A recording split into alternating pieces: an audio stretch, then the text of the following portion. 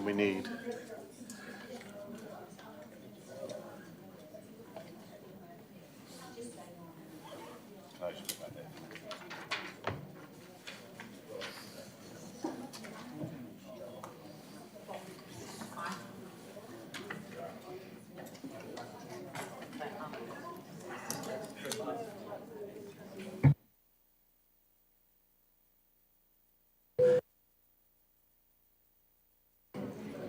Welcome elected members, staff, guests and members of the public to the Ordinary Council meeting of the 10th of December 2025. I declare the meeting opened at 17:32. The City of Busselton acknowledges the Wardandy Bidwin people as the traditional custodians of this region and pays their respect to their elders past and present.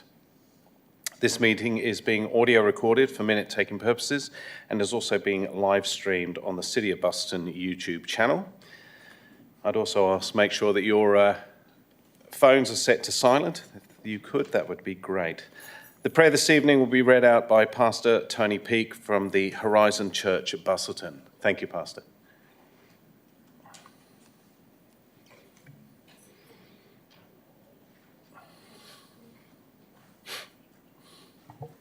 Well, good evening, Mr Mayor, Mr CEO, councillors and members of the public. Thank you for the opportunity to pray a blessing tonight over the meeting. Let us pray. Heavenly Father, I thank you for the opportunity this evening to pray and to seek your blessing upon this meeting. We pause to acknowledge your presence and to give you thanks and to remember the true reason for Christmas. We thank you for the gift of Jesus, who came as a light into the world, bringing hope, peace and salvation to all people. May the joy of that first Christmas inspire us with humility, compassion and a renewed desire to serve our community with integrity. We are grateful for the many blessings you have poured out upon the City of Busselton. We thank you, Father, for the beauty of our coastline and region, for the strength of our local communities, and for the opportunities for growth, creativity and connection.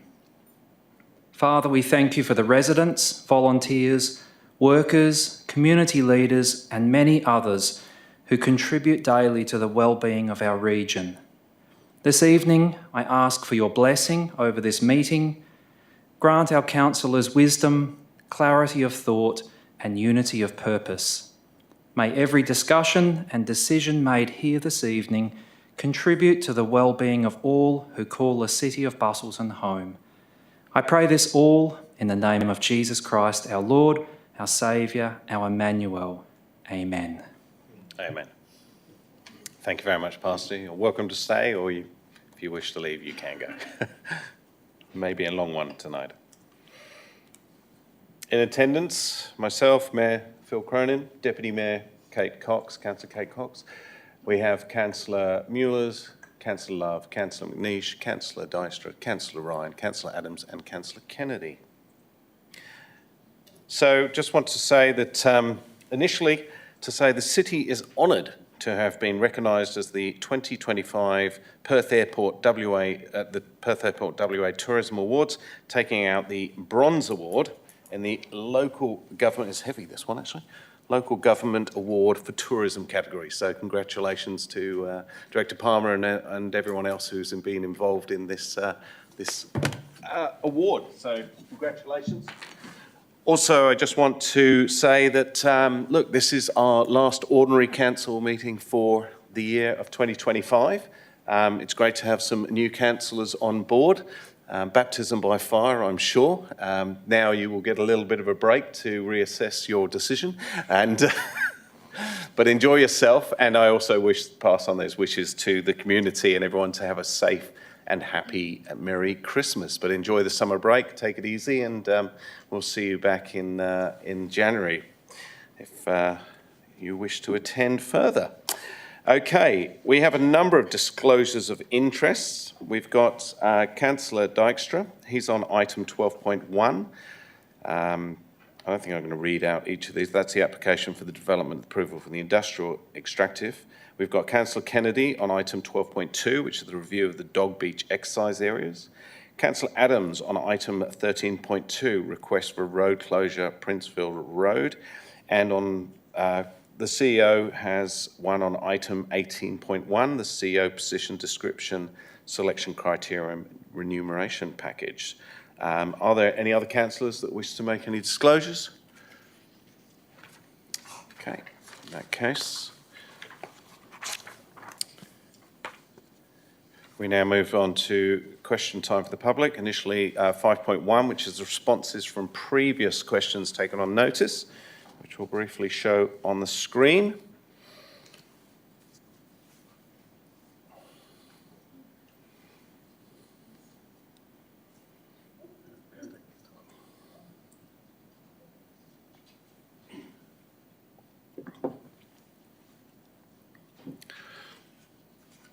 Is it just the one? Okay, thank you. Okay, question time.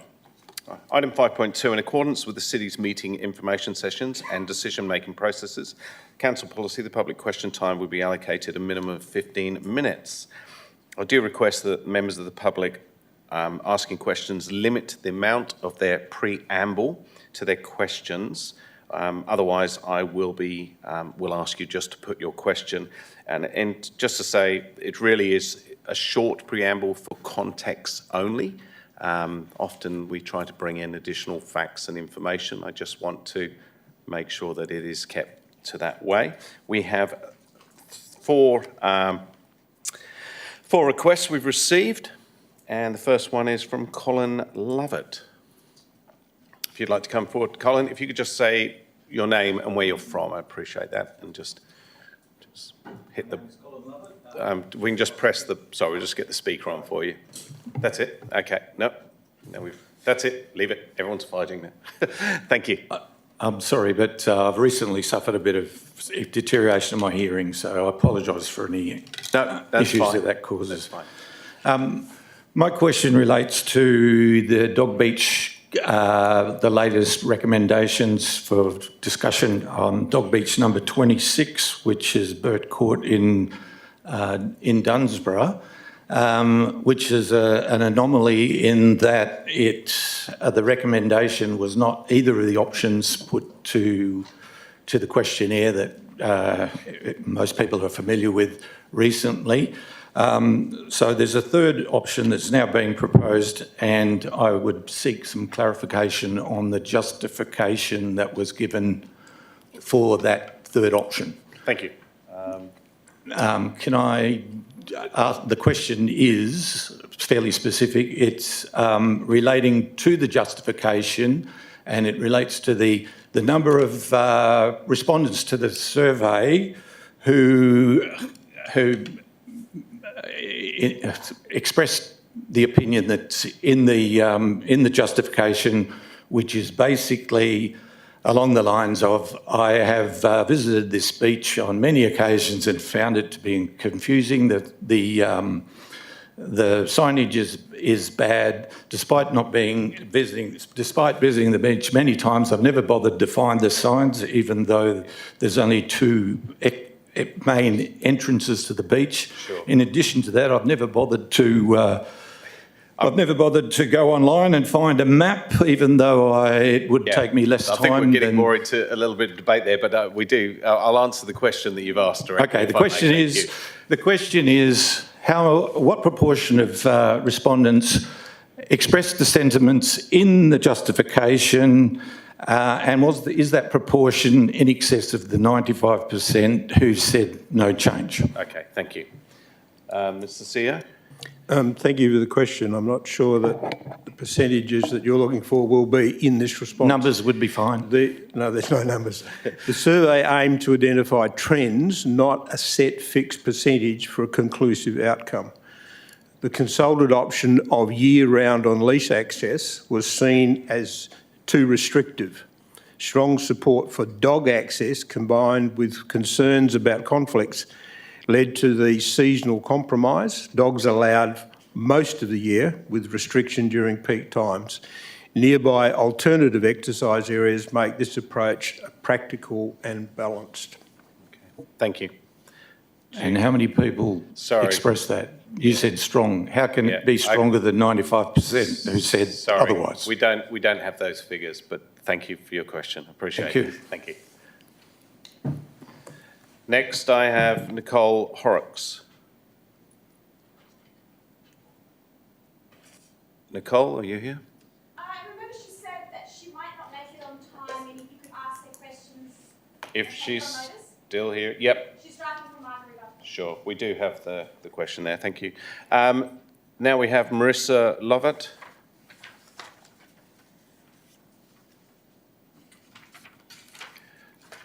Marissa? No?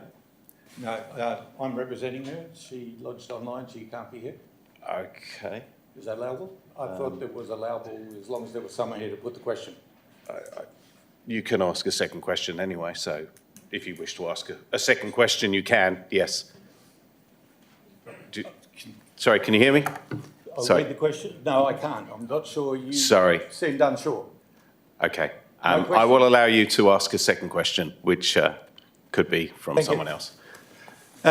Same beach, beach 26. The cost of the 4 beach changes that have been proposed was something in excess of $140,000. Marissa would like to know what proportion of that's been allocated to beach 26, keeping in mind that there would seem to be no allocation for the cost of budgeting for the enforcement of the change. Thank you. Ms. CEO? Thanks for the question. The estimated costs in the report relate only to signage, which is required regardless of the council's decision. For Zone 26, Burt Court, the allocation is limited to signage costs. If the council endorses amalgamating Zone 26 with Zone 27, there would be a minor saving as fewer large transitional signs would be needed. There is no additional annual cost for enforcement as the compliance monitoring and patrols will continue within the existing range of service operations, which already manages the 37 zones. So there's no figure. Not to the question you've asked, no. Thank you. Ms. Gillam, did you wish to ask a question?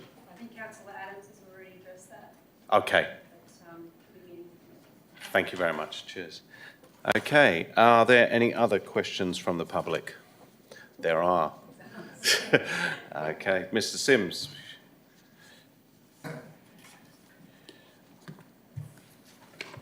Keith Sims, Busselton. Good evening, councillors, mayor and CEO and officers. Unlike normal, I don't have any preamble and I haven't written any question, but other than the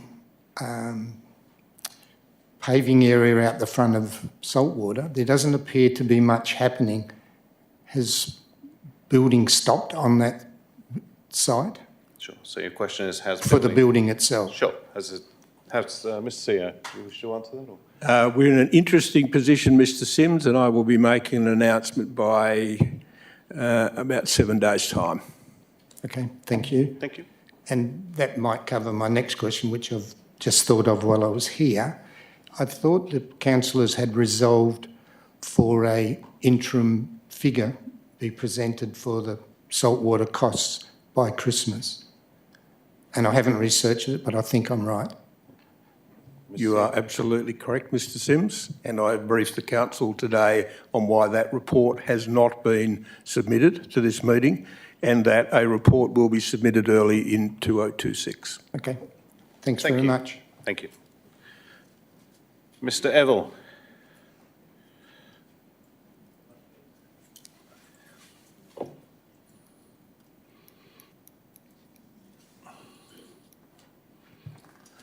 Don Evell from Geograph. In the financial year ending 22-23, the City of Busselton incurred legal expenses of $297,577. For the financial year ending 23-24, legal expenses nearly doubled to $588,692. Does this increase indicate that the City of Busselton is exposed to increased litigation, which will adversely affect ratepayers? Ms. CEO? Or no? Director Palmer, Director Pearson, sorry. No, it doesn't. The city does deal with a range of legal matters. All of those costs were budgeted in that year and covered by the budget, so no.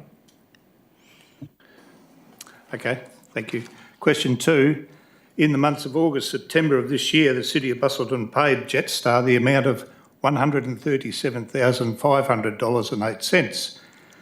Is this still continuing payment for the original agreement for flights between Busselton and Melbourne, or has the City of Busselton entered into a new agreement with Jetstar for flights between Busselton and Sydney? Director Palmer?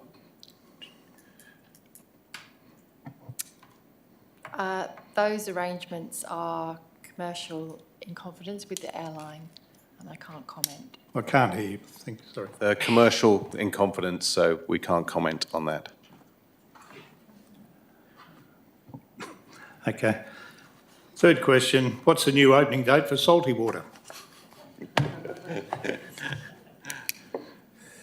An announcement will be made in relation to that early in 2026. Thank you. Thank you. Who's next? Ms. Walsh, please come up.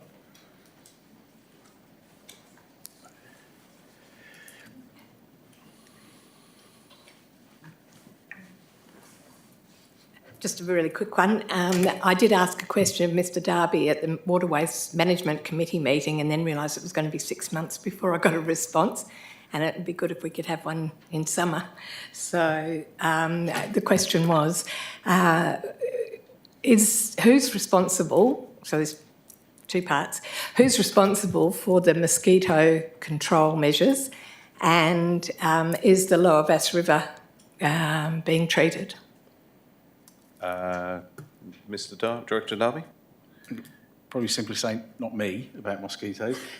No, I think we'll take that one on notice and we'll provide you a response as soon as practical. Okay. Can I ask who is responsible for the treatment?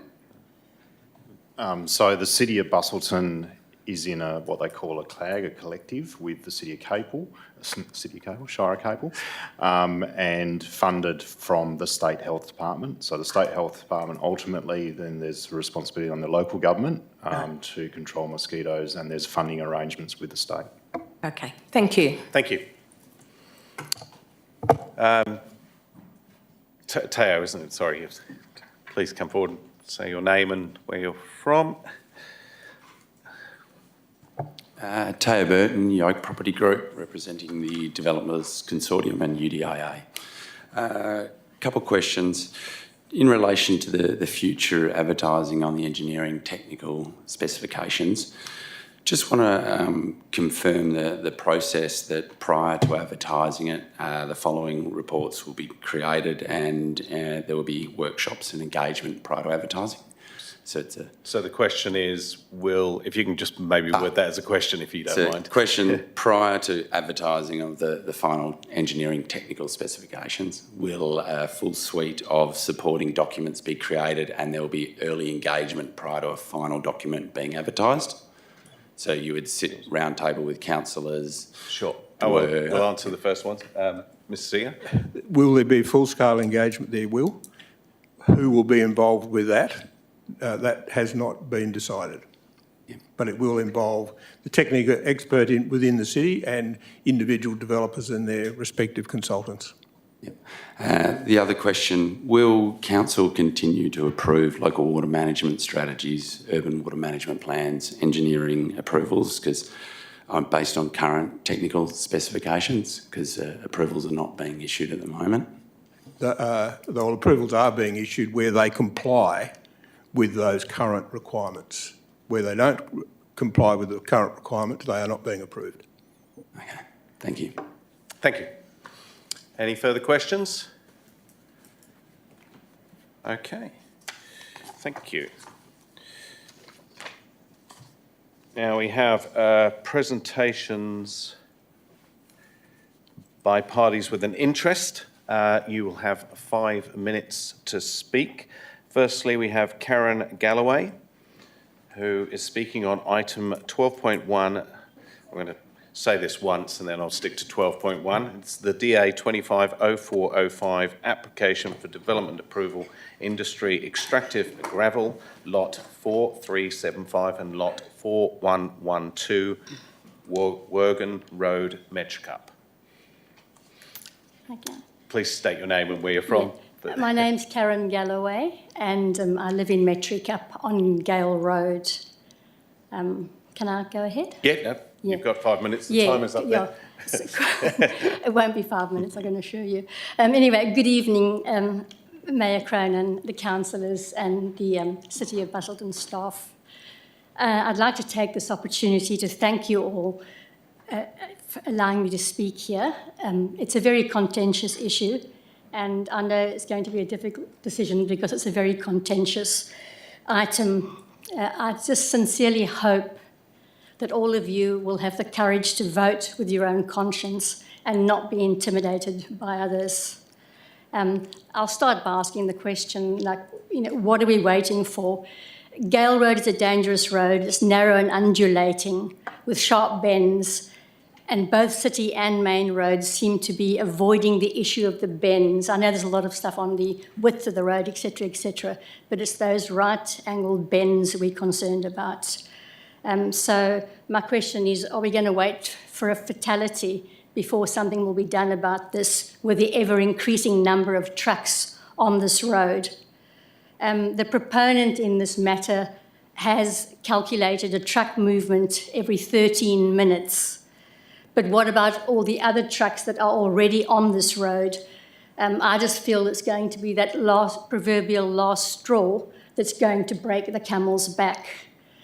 The warning signs are already there for us all to see. The truck rollovers, the speeding, the near misses on the sharp bends, trucks unable to stay within lane, and the consistent flouting of the school bus curfews. Earlier this year, I attended a presentation given by one of your gentlemen from Strategic Planning, and he mentioned that nobody at the City of Busselton is enforcing the rules, as there are only 4 or 5 compliance officers within the entire City of Busselton. So the City of Busselton can basically put in as many conditions as it wants, but we live with the reality on the ground on Gale Road, the day-to-day stuff, the speeding, the trucks can't stay in lanes, I've mentioned it all before, and particularly the total disregard for the school bus times, the curfew. And on the 25th of November, I witnessed a very distressing incident, and it could have been potentially been deadly with a truck and small children standing on the side of the road. The City of Busselton seemed to be unable to enforce all the regulations that they put in place.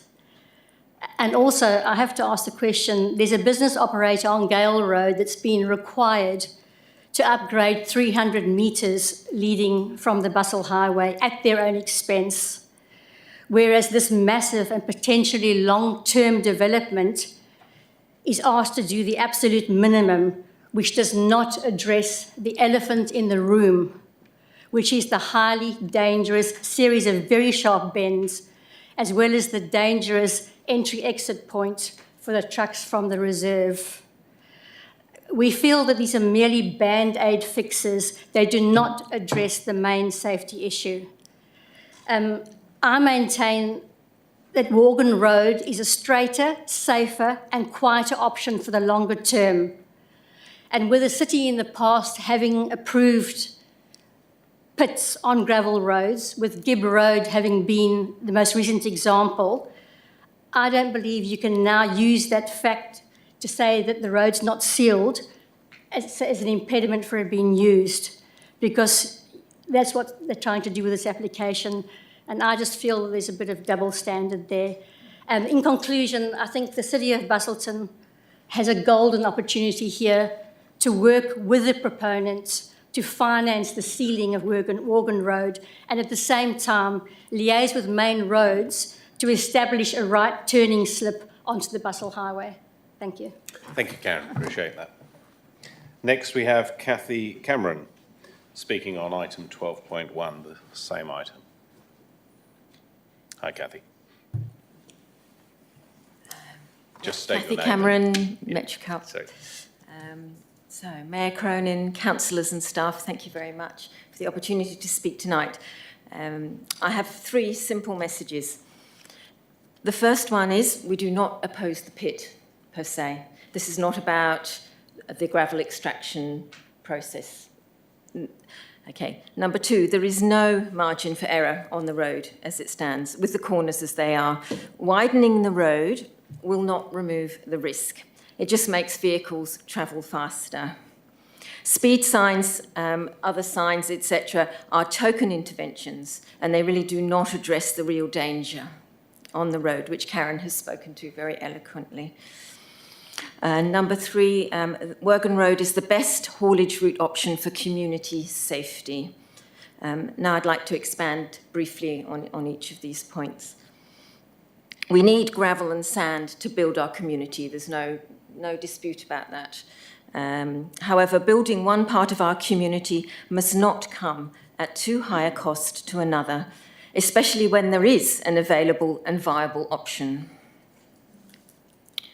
Okay, number 2, I live just off Gale Road and travel it frequently. It's my main route into Margaret River, anywhere I go, right? I know it well in all conditions. There is no margin for error on this route, even though on paper the measurements seem to stack up. It would be really great if you could all go and watch, because seeing it in 3D real life, as maybe the mayor realised when he was kind enough to attend and to see for himself a B-double over the line speeding past us, it's very impressive. It's very different to looking at a measurement on a paper, which I understand stacks up. But we live with the reality day to day on Gale Road.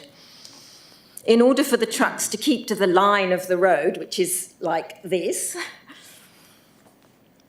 they need to navigate the corners perfectly every time, and they don't. It's actually not possible, humanly possible, to do that. They regularly go off onto the soft gravel sides and then weave their way back in, you can imagine, with a B-double. Or they cross the central lines as they approach the bends too fast, and they have to adjust. And a lot of these are experienced truck drivers who know this road. They know it well. They travel it regularly. This is still continually happening. So you pack in 50 more truck movements a day, and that luck will be pushed out too far. Now, I was brought up in London, okay?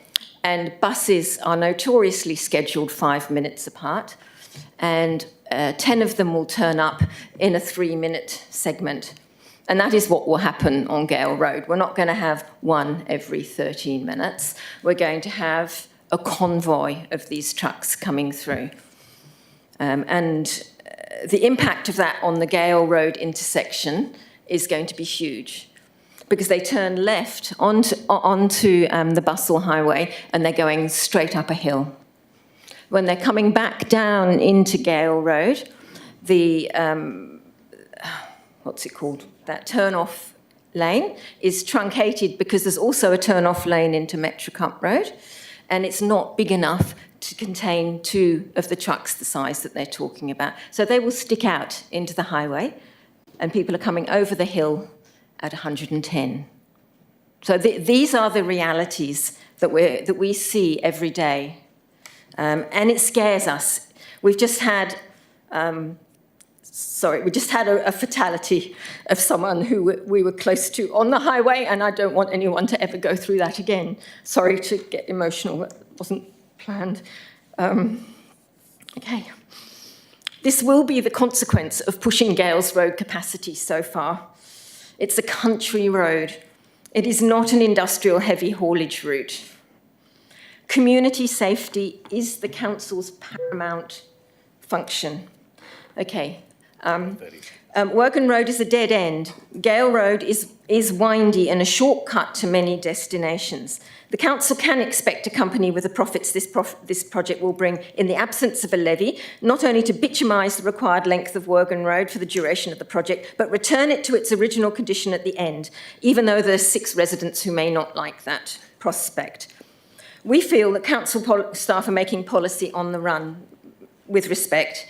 One day we're told that the City of Busselton can't afford to maintain bitumen on Morgan Road, but there's all sorts of other plans that keep popping up, and we haven't been given time to consider these. This is also, it's not a game for us. It is deadly serious, and I respectfully request that this project be given more time after the Christmas break for the serious consideration it requires. And my hope is that council staff, residents and proponents can come together, make this project happen in a timely fashion, taking a community safety first approach. Thank you very much. Appreciate it. Thank you. Cheers. So, okay, next we have on the same item, Chloe Simon. Item 12.2. 12.1, sorry. Hello. Chloe, you 5 minutes. Okay, it will be short. Thank you. Hello, everyone. My name is Chloe Simon. I live on Gale Road, just across from the entrance of the pit. I know there's going to be a lot of repetition here. Just the way I understand our situation here is that there is a mine development with two possible access roads. One is Gale Road, one is Worgan Road. Gale Road is a dangerous, busy road that already has too much traffic and can't be upgraded easily. Widening that little portion at the start of Gale Road won't make any difference to the safety of Gale Road. As I said, I live on Gale Road and I witnessed the trucks. If we add another 50 trucks per day, the number of trucks that will drive in front of my property is going to be 1 every 3 minutes. So they will cross constantly on that first portion of Gale Road until my place. Worgan Road is a no-through road. It's straight, it's quite wide already, and it could be used or upgraded if necessary. The access to the highway from Worgan Road is as good or as bad as from Gale Road, so I don't think that's a valid point. There have been a few crashes already on Gale Road. In the past 5 years I've lived on that road.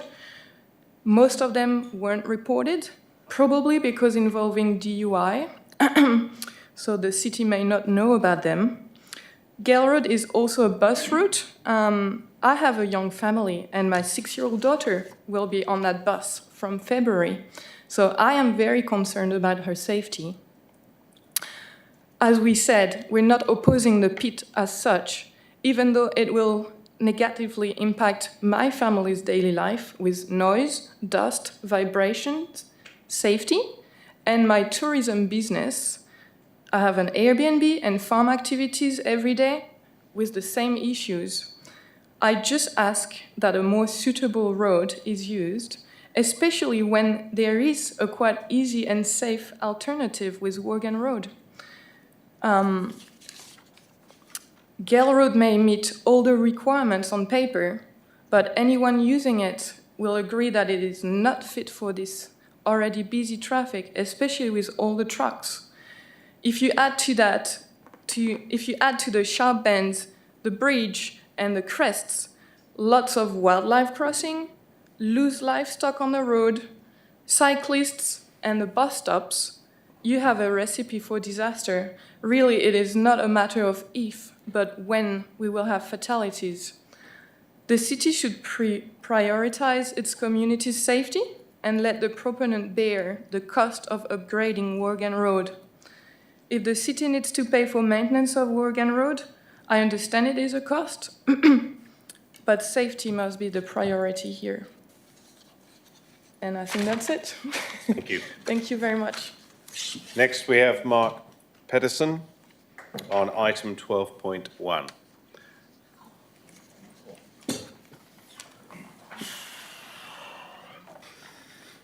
Yes, good evening, Mayor Cronin, councillors, staff. Thank you for affording me this time to speak. In my experience running an earth-moving business, including gravel and sand extraction over the past 30 years, I have an understanding of the industry. The following figures that I'm about to share with you are estimates based on the proponent's quantities. With the figures of 1 year of operation based on 40 weeks, not 52, The royalties for the landowner at $6 per tonne, which is what I was paying for my last sandpit, royalties of $6 for sand, this is for gravel, would total $750,000 for the year. The proponent, after 1 year, at $40 a tonne, would be $5 million for the first year on their figures. The royalties for the landowner for 5 years would be $3.75 million. And for the proponent's stockpile over 5 years, $25 million. Now, these are estimates just based on what I was paying and what I was doing 12 months ago. I'm now out of the whole industry, so I'm not partial to any of this. I believe these figures are conservative and demonstrate the amount of money that is involved here. This is a great opportunity for the City of Busselton, in conjunction with the proponent, to seal Worgan Road and construct what Main Road's requirements would be for a safe exit onto Busselton Highway. I firmly believe that Worgan Road is the only access road for this pit to operate safely for the next decade or more. Comparisons of Worgan Road, distance is the same. Worgan Road is a no-through road, it's been mentioned, unlikely to attract extra traffic, unlike Gale Road, which is becoming busier by the day and is already several tourism businesses operating on the road. There are approximately 6 residents on Worgan Road and no serious businesses operating that I know of. There are 12 residents on Gale Road, 4 of which are tourist businesses. There are 8 bends to negotiate on Gale Road, with 2 being very close to 90 degrees. The school bus does not go down Worgan Road. As a truck driver myself, I know that I would much prefer to cart gravel out of Worgan Road as an option rather than Gale. It is a much safer option.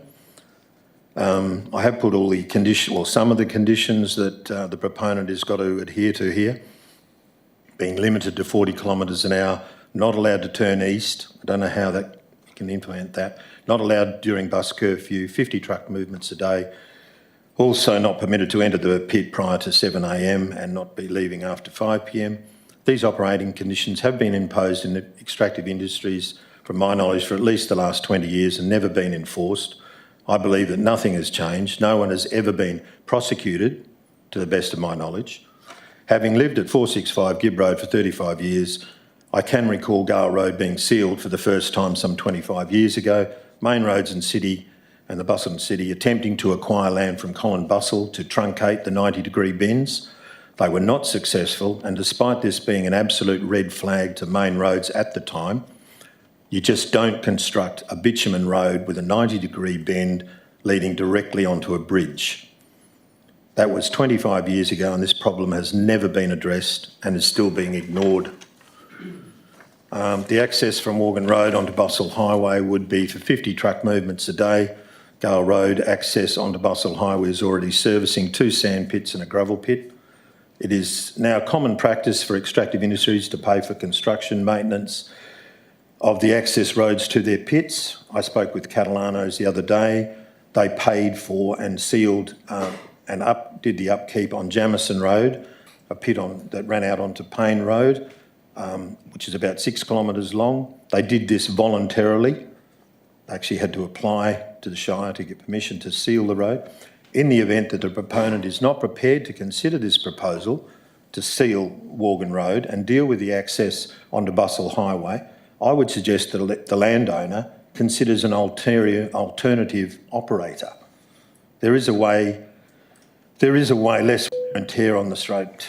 My conclusion is that Gale Road is being pushed to the absolute limit, leaving no margin for error. I can really sympathise with councillors who are forced to vote on such a contentious issue. However, I believe that councillors who choose to support these additional truck movements on Gale Road should be very aware of the fact, and in the event of a serious accident or fatality through heavy haulage, could be held accountable. And I mean could. I'm not saying would, but could. Thank you. Thank you. Thank you, Mr. President. Next, we have Carl Jackson from the BCP Group talking on item 12.1. Thank you, Mr. Jackson. Thank you, Mayor Cronin and councillors, for the opportunity to speak tonight. Yes, I'm the owner and director of BCP Group. We've operated probably at least 10 extractive industry pits within the city of Busselton over the last 15 plus years, sand and gravel. Pretty sure you're all aware there's becoming quite a shortage of sand and gravel in the southwest region. Over the last year for road projects, we've had to cart gravel from basically Catalano's pit up in the Shire of Harvey, which gets quite expensive when it's coming down here. Our pit on Worgan Road, I think it's important to emphasise it's an existing pit. It was operating successfully for 5 years until 2021, and then it expired. There was no issues or incidents with that pit other than there was one incident where after a rainfall event, water flowed onto a neighbour's property. We tied it up, no issues after that. So I think it's important to emphasise it's an existing pit. Do understand the concerns of the community in relation to road safety. We'd be more than happy to consider any conditions in relation to additional speed signage or limiting road speeds of the trucks. I note that the RAV rating limits RAV trucks to 40 k's an hour. If we'd be happy to, whether it's 40 or 60 kilometres an hour for normal semi-trailer trucks, wouldn't have an issue with that. I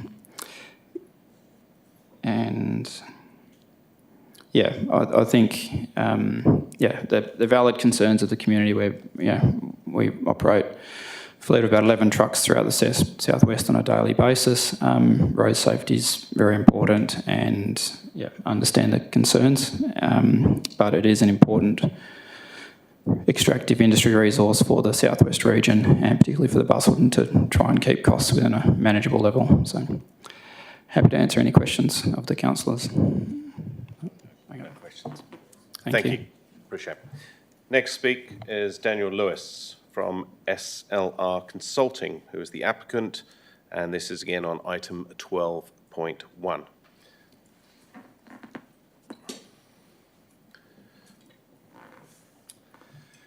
Good evening. Oh, there we go. That's a bit better. Good evening, councillors and Mayor Cronin. Thanks for the opportunity to speak, particularly on item 12.1. I won't mention the big long name as you've done. I'd also like to thank the planning staff and Gary Barber here present too for the recommendation for approval tonight's agenda, and also the opportunity afforded to us during the process to review conditions. I just want to keep this brief and short, specific to a couple of conditions, notwithstanding the concerns that were raised by the community and also the advice received from the owner of BCP, Kyle Jackson, previously. And I'd like to keep them specific to these conditions: 6.4, which relates to rehab to native vegetation; conditions 6.10 through to 6.12, this just relates to the widening, the 300 metre sectional widening on Gale Road; condition 6.17D, specifically the legal agreement and the absolute caveat that could be lodged; and then finally just an administrative error in regards to 8.2. So just quickly, condition 6.4, the development proposal has a long-held demonstration of successful rehabilitation back to pasture on this site, and that's even referenced in the council's agenda tonight. At no point in our application was rehab proposed which incorporated native veg on site, which removes grazing agricultural land from our landowner. This specific condition has caused significant concern to the landowner, who has farmed the land for generations and does not wish an area of his farm to be rehabilitated back to native vegetation in this manner. Stipulating the planting of native veg to facilitate an ecological link is recommended by officers without any direct planning need or nexus. We note that our proposal does not promote the clearing of vegetation, and specifically condition 8.5 ensures that operations are set back 10 metres from the drip line to protect all native vegetation within quarry operations. The location identified by planning officers does not serve a visual impact benefit, as the site is well screened, particularly from Gale Road. Our client does not have any objection to the condition prior to this, specifically condition 6.3, which ensures that we'll rehabilitate the site back to native, to pasture, Then specifically on conditions 10 to 12, we acknowledge the safety concern. This relates to the widening of the seal, particularly in the 300 metres on Gale Road. We acknowledge the concerns raised regarding safety, and we, along with the community, do not believe that the widening of Gale Road will achieve the intent that was set here by the officers for safety. Specifically, I'd like to raise the following rationale, and we note that the quarries on Gale Road, which were recently approved as of 2023, had the same traffic numbers, and they had 40 truck movements. We have 50 truck movements. However, there was no condition regarding the upgrading of the road at that point, and now our applicant is being hit with an upgrade for this section of road. The other thing that I'd like to raise, when this application was lodged, it was lodged with the request to run doubles on this road, specifically because there's conditions by main roads for a speed limit of 40 k's an hour. We, however, through discussions regarding access and crossover construction within reserve, which we've dealt with over a number of months with the city's planning staff, have had to withdraw that aspect of the proposal and deferred to 19 metres of length as of right vehicles. Happy to provide more clarity on that as required. I'd like to also make the recommendation that, unfortunately, the road is technically compliant. Our traffic consultant is a main roads accredited traffic safety auditor, and that's why we appointed them to review the road. And unfortunately, it is technically compliant. And so we recommend these conditions, specifically to the road widening, seal be removed. So that's 6.10 to 6.12. Just regarding quickly condition 6.17, aspect D, this is a concern that's been raised not from the landowner. Specifically, it says there the power to lodge an absolute caveat over the development sites. This causes concerns for the landowner and does not necessarily impact the operator in the situation of non-compliance, particularly around financing and other things which are non-related to the actual extractive industry. We consider the bond at $62,000 to be sufficient to ensure compliance, noting that the city currently has and is holding a bond based on previous operations, pending the outcome of this decision tonight to further increase that bond. And so therefore we consider specifically D, the rest of that condition is appropriate, but specifically D, with the power to lodge an absolute caveat is a real concern for our landowner. And I don't believe that's the intent from the city's perspective. And just finally, Mayor, if I may, just condition 8.2, the depth of extraction. This seems to be an administrative error, specifically on the northwestern edge of the quarry. The level stated here is reference to 88 metres AHD. Natural ground level is actually at 86. So there's an element of practicality about this that was just not picked up or completely understood. So we ask that that's just simply amended from 88 metres AHD to 85. And that's all I have for tonight. So thank you. Sure, thank you.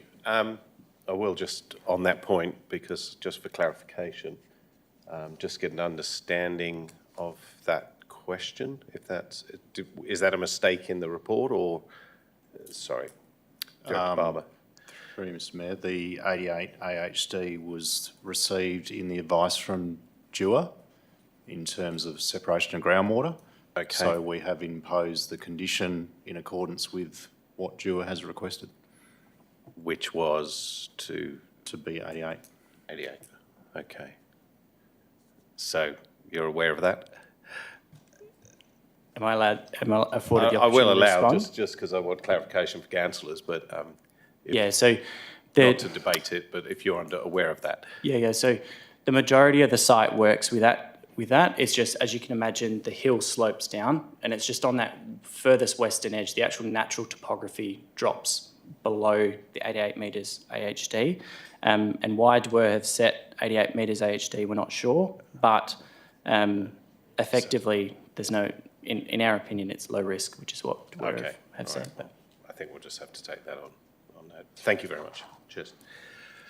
Next, we have someone, well, now we move on to item 12.2, which is the review of the dog beach exercise areas. We have two speakers on this. Firstly, we have Stephen Proud.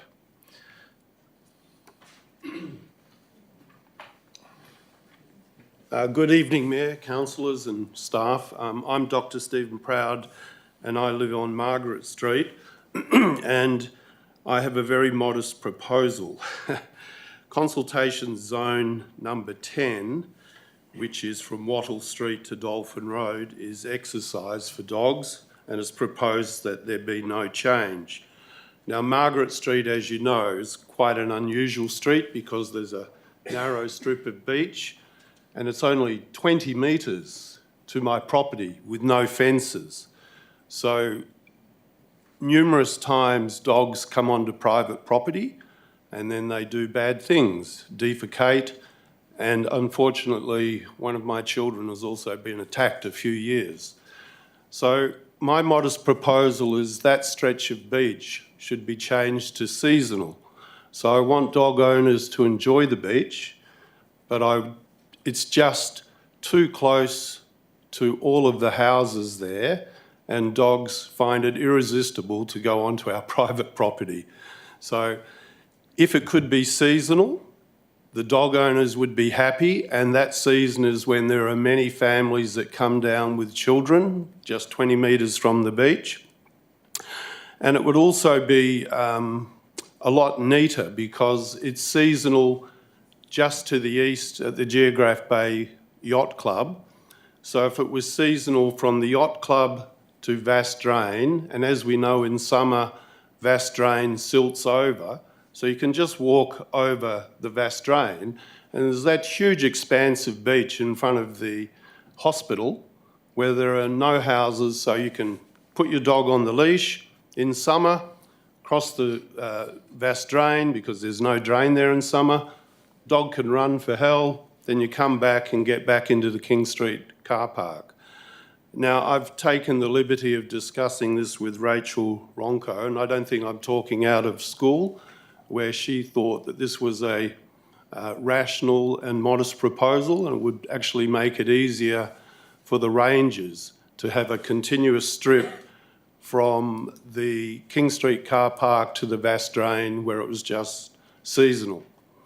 I would also suggest that you don't think about implementing it this season, to be fair to everyone, but next season, give everyone a chance to get used to the idea that the beach is still available for people and their dogs, but just on a leash during the season. The rest of the year, there are not many people because it's all wet and cold, so you can have the dog off the leash. So that's my modest proposal. I hope you take it to heart. Thank you. Thank you for your time. Next, we have Mariah Goria from the Action Group representative.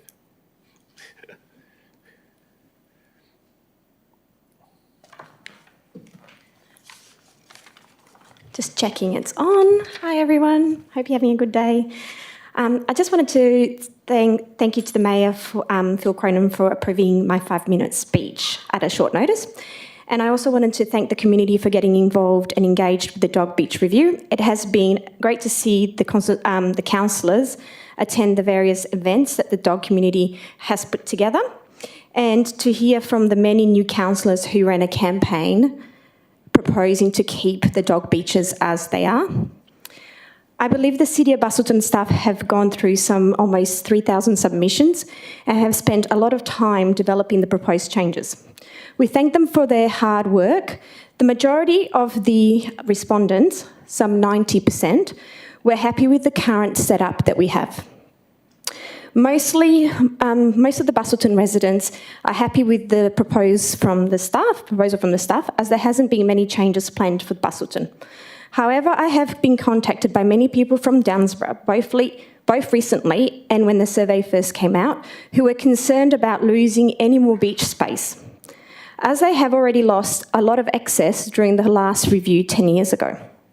People have reported crowding at the dog beaches with limited space, and there are additional concerns about limited parking at the remaining open beaches when they are local beaches are no longer accessible.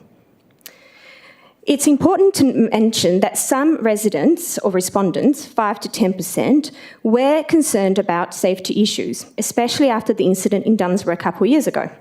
Compassion towards those that fear dogs is useless if there are no designated beach rangers and no geographical data to show where these complaints have occurred. It's important to note that these incidents are still extremely rare and you are at greater danger of a car incident on the way to the beach. And just to note the previous speaker, if he's had a lot of incidents in regards to his house and the dogs, like if we don't have geographic location, we don't know that that's a concern that's being raised over and over again, which currently we don't have. And I understand his frustration. Finally, I hope the councillors would consider keeping things as they are in favour of the designated, in favour of having designated beach rangers during the peak periods, better signage at the beach side and bins on the beach side, which would benefit all beach users and provide real change and community and amenity improvement for the community. Lastly, every decision the elected members make can either build or erode community trust. I hope you will consider that further restrictions will only work towards damaging the very fragile relationship that the City of Busselton and councillors have with our community. Thank you. Thank you. Next, we have on item 13.2, request for road closure, Princeville Road, Aber River. And that's Robert Hodge, who is the adjoining landowner.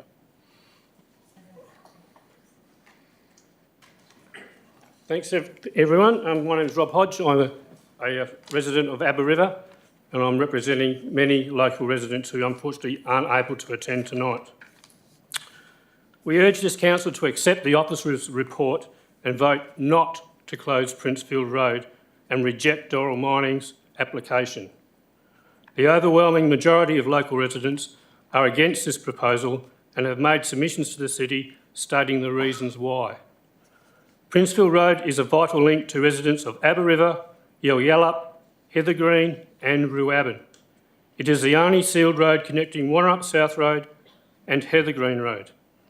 Closing the road and diverting traffic via the largely unsealed Yellup Road should not be considered a long-term option. Diverting via Vass Highway or Bustle Highway adds significant amount of time and is not a safe route for slow-moving agricultural vehicles and machinery. Princeville is a vital link for emergency services. Any detour emergency service would have to take adds time in an emergency, which would lead to more adverse outcomes. Time is everything in these situations. Minutes matter. Heather Green Fire Brigade is located at the north-eastern end of Princeville Road. Princeville Road is used by volunteers to access the fire shed and in turn is the quickest way to respond to any local fire on Wannerup South Road. Again here, minutes matter. Detours put undue risk on lives and property. The statement from Doral that extra time to detour around is inconsequential is simply wrong. In submissions, we have pointed out that other mining operations operate successfully with crossings and hasn't led to roads being closed. Indeed, Doral itself successfully operated a crossing on Sue's Road previously without any consequences or inconvenience to traffic. Tronox operate a crossing of Wannerup South Road, successfully pumping mineral sands under the road and navigating the crossing with vehicles and machinery by simply obeying the road rules we all use every day. The Princeville Road Reserve is a significant corridor for endangered fauna and fauna. The City of Busselton has previously sponsored an initiative to protect endangered plants on the road reserve. Mining the road reserve and placing infrastructure on it puts all this good work at risk. It flies in the face of the City's commitment to the environment. There is an engineering solution to keep Princeville Road open, and so far Doral have not stated as to why they have not considered them. The company announced to the local community that Princeville Road would be closed at the beginning of January 2026 and to contact the City for more information. That's the extent of their community consultation. When it comes to the vote to be taken tonight, I would like to point out the clear conflict of interest of Councillor Adams and his position advocating the road to be closed. Sorry, I just won't have any comments made about people individually. Thank you. Okay, I would urge any councillor influenced by as I said, to reconsider their position and accept the officer's report and the view of the local community and vote in favour of not closing Princefield Road. In closing, I thank the Council for this opportunity and I convey the deep despair locals face having to take up this fight and take on big mining companies to advocate for something that should never have been contemplated in the first place. Thank you. Thank you, Robert. Appreciate it. Okay, next on item 13.2, we have Julie Edwards from Dorrell.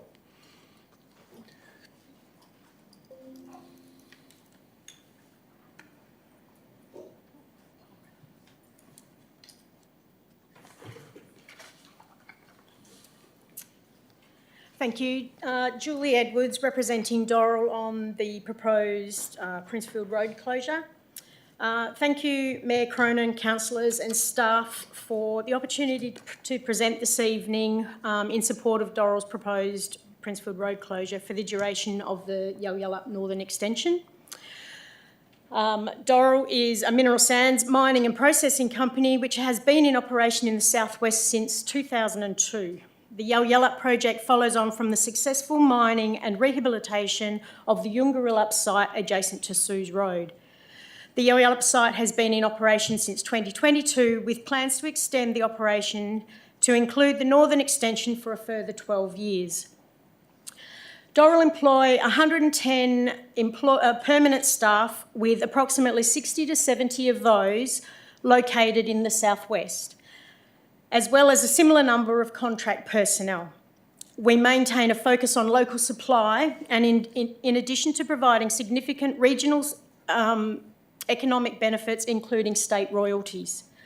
Dorrell produce critical minerals that are used in everyday goods and services such as paint, sunscreen, ceramics, cosmetics, motor vehicles, aircraft and electronics. In addition, Dorrell supports many community initiatives such as the Festival of Busselton, Ruaban Fire Brigade and hall upgrades, local sporting groups, the City of Busselton Performing Arts Precinct and local schools. These are just a few of the examples of Dorrell-funded projects that benefit Busselton and Abba River residents.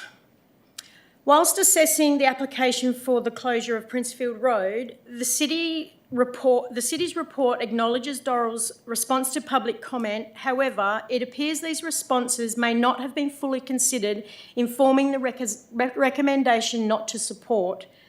The majority of the traffic recorded in the traffic impact assessment from 2025 was Dorrell related and included employee and agricultural vehicles moving between Dorrell leased property located on Princefield Road and not public traffic. If Princefield Road was to be closed, Dorrell employees and associated heavy vehicles will use sealed routes. The inclusion of Yalyalup Road as an alternate is for public traffic, but it would not be the way Dorrell would have our associated traffic utilising the roadways. So this would minimise traffic to Yalyalup Road's gravelled section to minimise local impact and impact the wider community has been modelled to be limited. Delays for emergency services will be minimal, between approximately 1 to 3 minutes using sealed alternatives available. Dorrell will continue to work closely with emergency services, providing thoroughfare and access to site water during any bushfire situation. Dorrell have recently hosted local emergency services, including Busselton, Hithergreen and Yungarillup for fire training exercises at the Yalyalup site. Concerns have also been raised with respect to regarding environmentally sensitive areas along Princefield Road. Disturbance of threatened and priority flora is avoided for the location of infrastructure and the closure of Princefield Road. Dorrell currently protect declared rare flora along McGibbon Track, which prior to Dorrell's protection was at risk due to cattle movement along the track. The placement of mine infrastructure within the road reserve is essential as it is the most appropriate location to minimise environmental impact on surrounding properties. Princefield Road has been in poor and unsafe condition for some years, and the road also lies outside the road reserve. At the completion of the project, Dorrell will realign and reconstruct the road to provide a safer, improved quality road to the satisfaction of the City of Busselton, as previously demonstrated with the reinstatement of Goulden Road and the Suze Road crossover for the Yungarilla project. The proposed closure is necessary to enable a project of significant regional significance while maintaining safe, efficient transport alternatives. Dorrell's commitment to the avoidance of Yalyalup Road, maintaining emergency access, the protection of rare flora, and the future reinstatement of the road should help ensure community concerns are addressed. Lastly, in light of the current economic conditions, Dorrell urged the City to support this proposal to deliver a positive outcome for the Busselton region, and we look forward to continued engagement with the community and Council. Thank you for listening. Thank you. No questions? No questions. Okay, thank you. I move on to item 8.1, that the minutes of the ordinary council meeting held on the 26th of November 2025 be confirmed as a true and correct record. Do I have a mover? Move Councillor Ryan, seconded Councillor Adams. Is there any opposition? Being no opposition, I put the motion. All those in favour? Carried 9-0.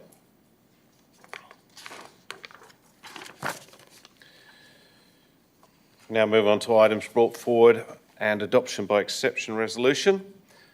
I'll first note that item 13.3, the engineering technical specifications, including section 6, property development, at addendum number 1 has been withdrawn from the agenda by the CEO and will be brought back to us in the new year following further officer review. The officer recommendation in front of us, that the committee recommendations for items 11.1, 11.2, 11.3 and the officer recommendations for items 14.1, 15.1, 15.2 and 16.2 be adopted en bloc. Do I have a mover? Moved Councillor Love, seconded Councillor Kennedy. Is there any opposition? Being no opposition, I put the motion. All those in favour? Carried 9-0. Thank you. Item 12.2 is the review of the Dog Beach exercise area, consultation outcomes. We have an impartiality interest from Councillor Kennedy, if you'd like to read that first. I declare an impartiality interest in item 12.2 as I reside within 700 metres of a dog exercise area and I do not have a registered dog or a dog. As a consequence, there may be a perception that my impartiality on the matter may be affected. I declare that I will consider the item solely on its merits and vote or act accordingly. Thank you, Councillor Kennedy. Do I have a mover? Move Councillor Love, seconded. Councillor Cox. Do you wish to speak? Oh, do I have any opposition? Being opposition, Councillor Love, do you wish to speak? I am moving this motion as written. However, I will be foreshadowing some changes, just as I do not agree in its entirety what has been recommended by the officers. However, I do believe that there's been a considerable amount of work done. I agree with the boundary adjustments and a number of the proposals to look at changing some locations to seasonal on leash. I do believe that actually allows a lot more freedom for dog walkers that to use the beach. It is going to be a new type of control that we'll be introducing that will allow dogs still on the beach in those seasonal conditions. However, during the times of 9 to 5, they'll actually be able to still use the beach, but on a leash for those heavier, higher use times. However, I did find the officer's recommendation, I didn't agree with a few items of that, and that was after listening to, I forgot the gentleman's last name, but the doctor from Margaret Street, I think it is prudent to adjust the boundary of Zone 9 to encompass the entirety of Margaret Street, with Zone 10 to begin at the Margaret Street diversion drain instead. I was also looking to introduce for Zone 13B and Zone 15, changing it from seasonal use to dog exercise use, allowing more freedom for the dogs to roam. And I'm proposing retaining the existing controls of dog exercise for Zone 21, and again looking at changing from the officer's recommendation Zone 20, Zone 22, Zone 26 and Zone 27, changing from seasonal to seasonal on leash, as I do think that affords dog users a little bit more freedom with taking their dogs to the beach. And I have also encompassed an extra, I will also have to encompass a little bit of changing to 0.3, just as I haven't completely amalgamated all of the beach zones. However, I will take that, take advice from Director Barber on how that needs to be worded exactly. And I have also added an extra point requesting the CEO to arrange for appropriate resources to patrol dog exercise areas. So not just dog exercise beaches, but all dog exercise areas in the locality of the City of Busselton, particularly through peak periods, and the cost of these measures to be included and noted in the upcoming budget. I will if my amendment is accepted and... Sorry, Katz, this is a foreshadowed alternate, or I believe it would be sufficient as an amendment because it's not substantially changing the intent of the officer's recommendation. Yeah, I probably would have to disagree with that, I think. I had gotten advice from Director Pearson that it would be... Look, I think it depends on how many amendments you're making. There seems to be a lot more than what you had indicated earlier today. There's only... I think 1, 2, 3, 4, 5, 6, 7 I think you probably plus, need to clearly state each amendment for the presiding member, and the presiding member will then determine whether there are amendments. I think that's probably an alternate. Sorry. There was only one adjustment from the previous one, but I'm happy to take it as an alternative then. I will send that through to government so that they can have a... Thank you. Be able to put it up if my alternative gets up then. Thank you. Councillor Cox. Thank you, Mr Mayor. Well, we all know why we are here, because on the 15th of May 2024, Councillor Ryan moved the following motion that we undertake a comprehensive review of the current dog management plan controls, including a citywide consultation in relation to current dog management controls and an assessment of the feasibility of seasonal dog exercise areas. Whilst I do concur with some of the recommendations made by staff, I also will be foreshadowing an alternative to amend maybe some of the same things as Councillor Love and maybe a few different ones after listening to people and reading through this report very comprehensively. Zone 13B, Harvest Road to Harnett Street, seasonal on leash. I would support this, a seasonal on leash, as it was initially in the consultation. It was raised that due to the close proximity of Cape Care and a number of concerns about negative interactions between dogs and families on this section of the beach, seems sensible to me that this may be a seasonal, a good area for seasonal on leash. Zone 15, Abbey Beach boat ramp to the Bay and Up drain. Seasonal, revert back to dog exercise. I think, looking at the consultation, dog exercise seems that it would be reasonable for this area. I think in the consultation there was some confusion by people that submitted that put in submissions that they were a bit confused that it was going to dog exercise. They thought it was going to be more restrictive rather than more relaxed in this area. Zone 20, Quindalup boat ramp the yacht club to the Quindalup boat ramp. Officers have recommended seasonal. I would like to see seasonal on leash just to give a little bit more flexibility for people through that area. Zone 21, yacht club to 237 Geograph Bay Road. Trial seasonal. The staff have recommended to trial seasonal on leash. I would like to retain dog exercise in that particular area.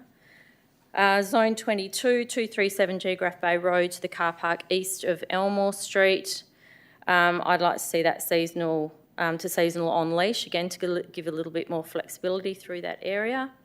Zone 26, Gifford Street to Burt Street, seasonal to seasonal on leash. I'd like to keep that as a separate zone, not amalgamated with Zone 27, and I would like to keep it as it currently is as designated exercise. And that's purely because that short space of beach is not really a swimming beach. It is generally used by people with dogs to take their dogs out onto the out into the ocean in that area, so I don't think that that's a huge impact.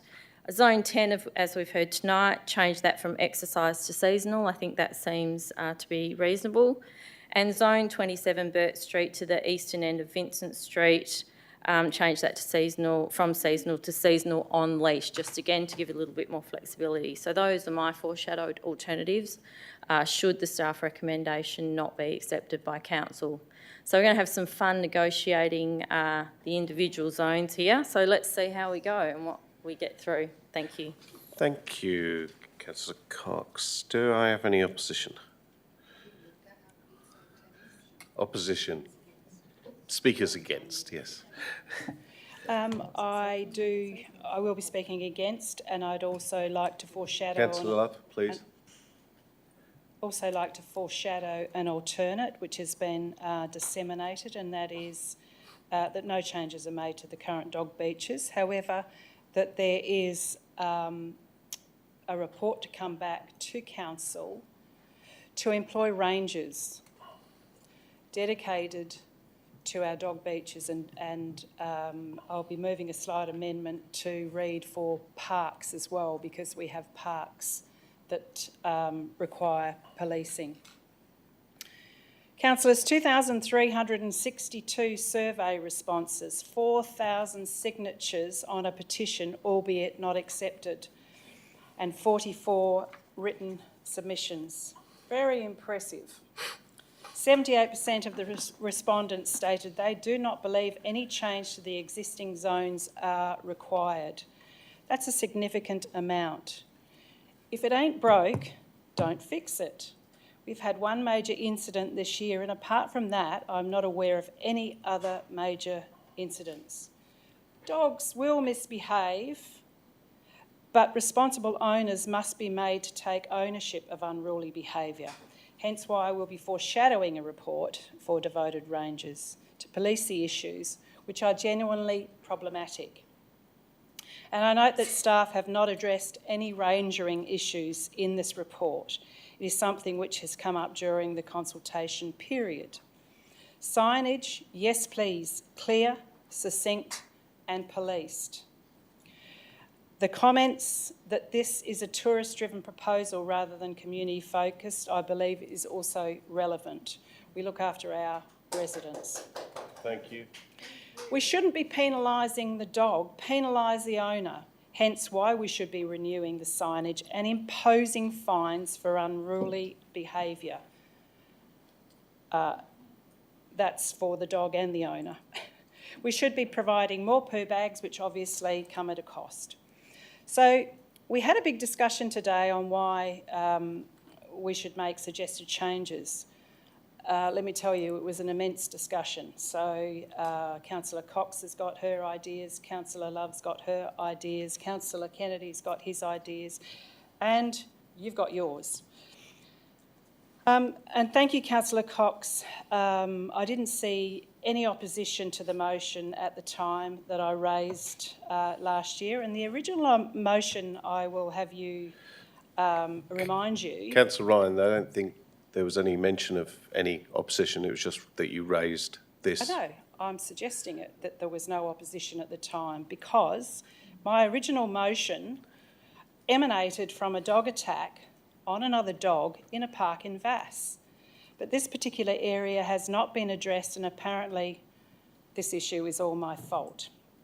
That's okay, I've got broad shoulders, but I actually think the officer's recommendation will be very time-consuming if it goes ahead, a very confusing process, and we already struggle with the ranges that we have.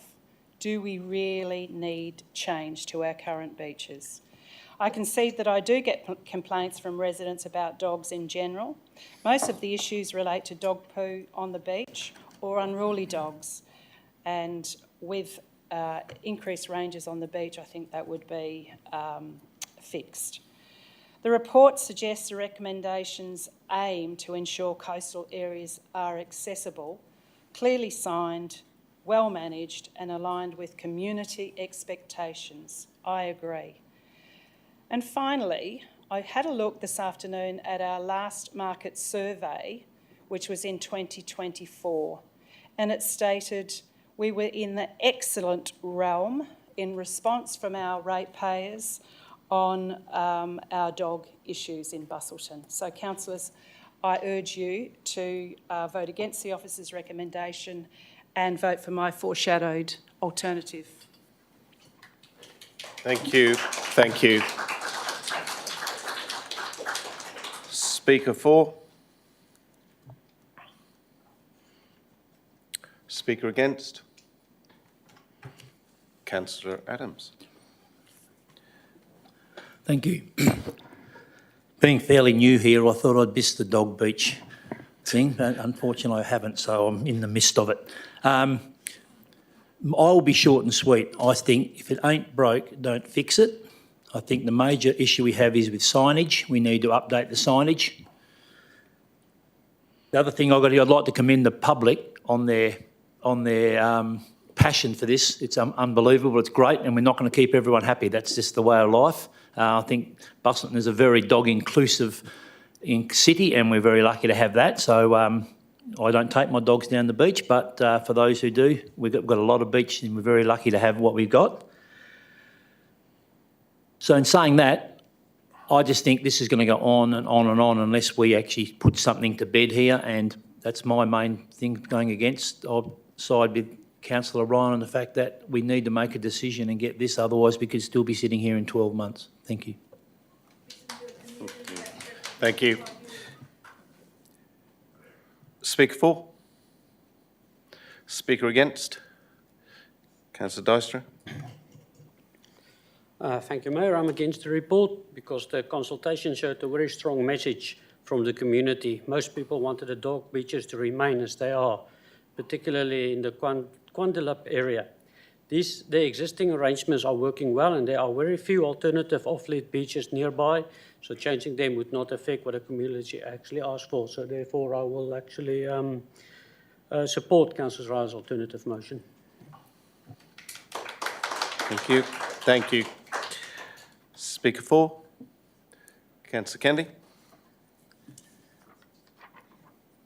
So I'm speaking for this motion, but I'm going to move an amendment, and I'm seeking a seconder for that amendment. What is your amendment, please? Are we able to get that up on the screen? Sorry for the... Can you speak up, please? Yes, for sure. We're... Oh, you don't have it? Oh, you've got it? We're just waiting for an amendment to come up on the screen.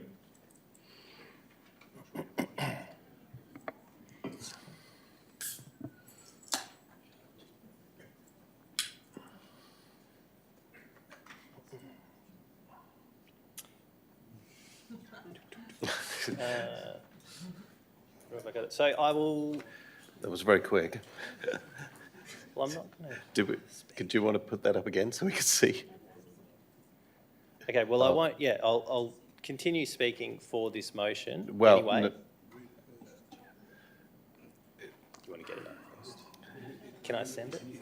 Yeah, you got to put your motion. Oh, where We've got to tell us what the amendment is first. It is, I don't Did think you I wrote it. email it to I somebody? didn't actually write the amendment. It was, it was adding a zone for sequential numbering, so it'd be quite tricky to... I'm sorry, Councillor Kennedy, if we can't see your amendment. I can't. Please. Did we get one written up?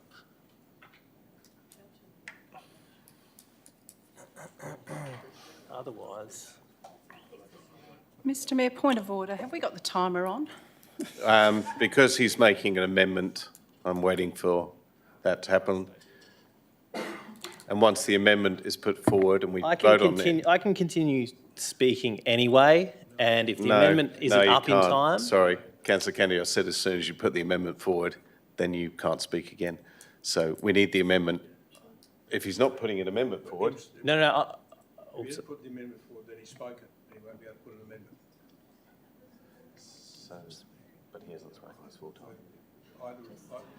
Sorry. Mr Mayor, either... Sorry. Either an amendment is put before the council, otherwise you've got nothing that you're dealing with. I'm happy to speak to the current motion. But then you won't be able to move an amendment. We could move an amendment at the end. Sorry.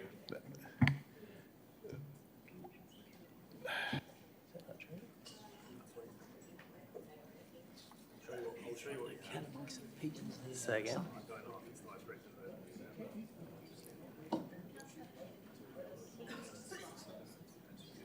I can. Yeah. Yep. Yep. I can describe it, Carmel. Sorry, we're just trying to sort out the amendment. Yeah, so I can describe it. It just, well, everyone else has described their amendments, so you may as well.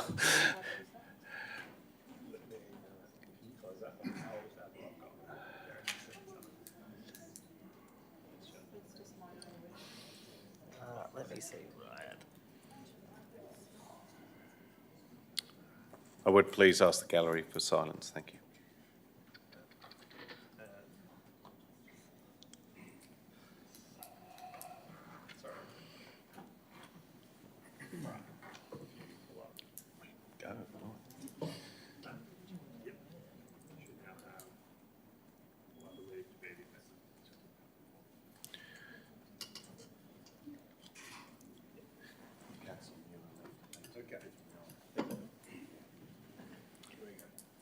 Okay, so we have an amendment.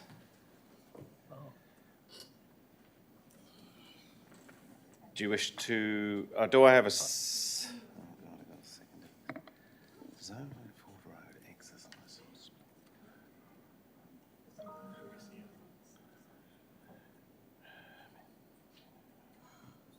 Okay, do I have a seconder for this amendment?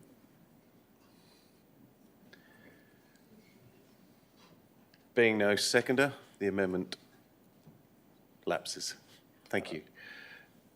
No problem. That's it. Thank you very much, Councillor Kennedy.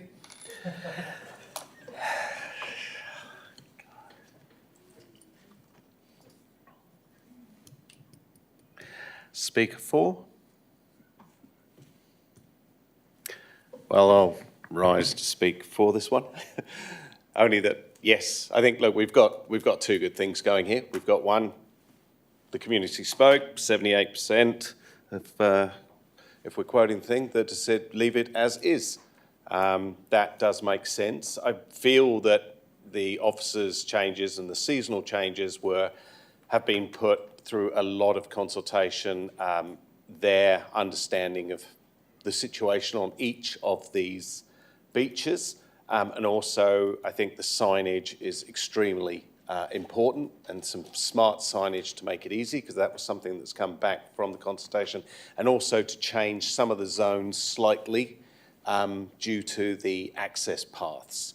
So I think there are some small changes there, which I would like to see. If we go to Councillor Ryan's alternate, which is leave as is, I think we're going to miss the opportunity to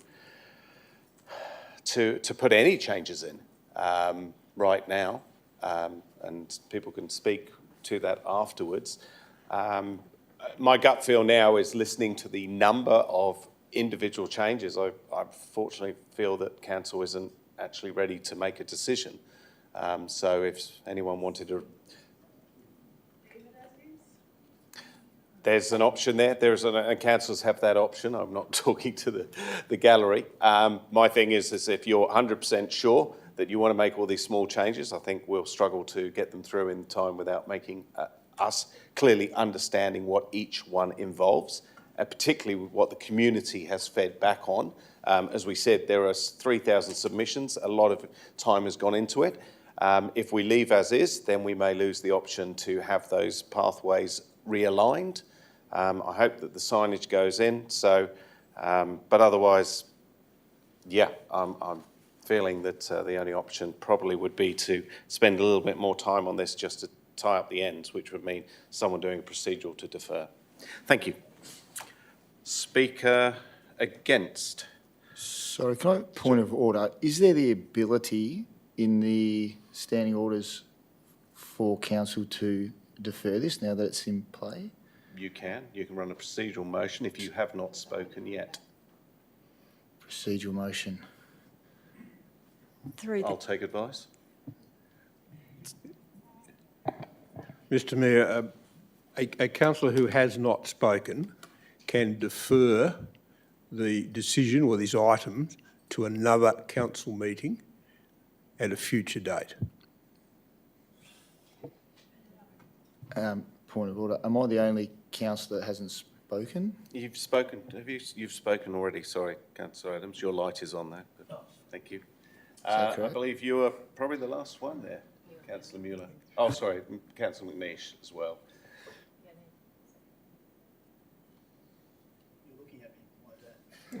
No, he was looking at you. I've just got a lazy eye. Councillor Mueller, you wish to speak against or for this item? Sorry, further point of clarification. If this, the officer's recommendation doesn't get up, is there the ability to defer at a later stage if I haven't spoken? Yes. Thank you.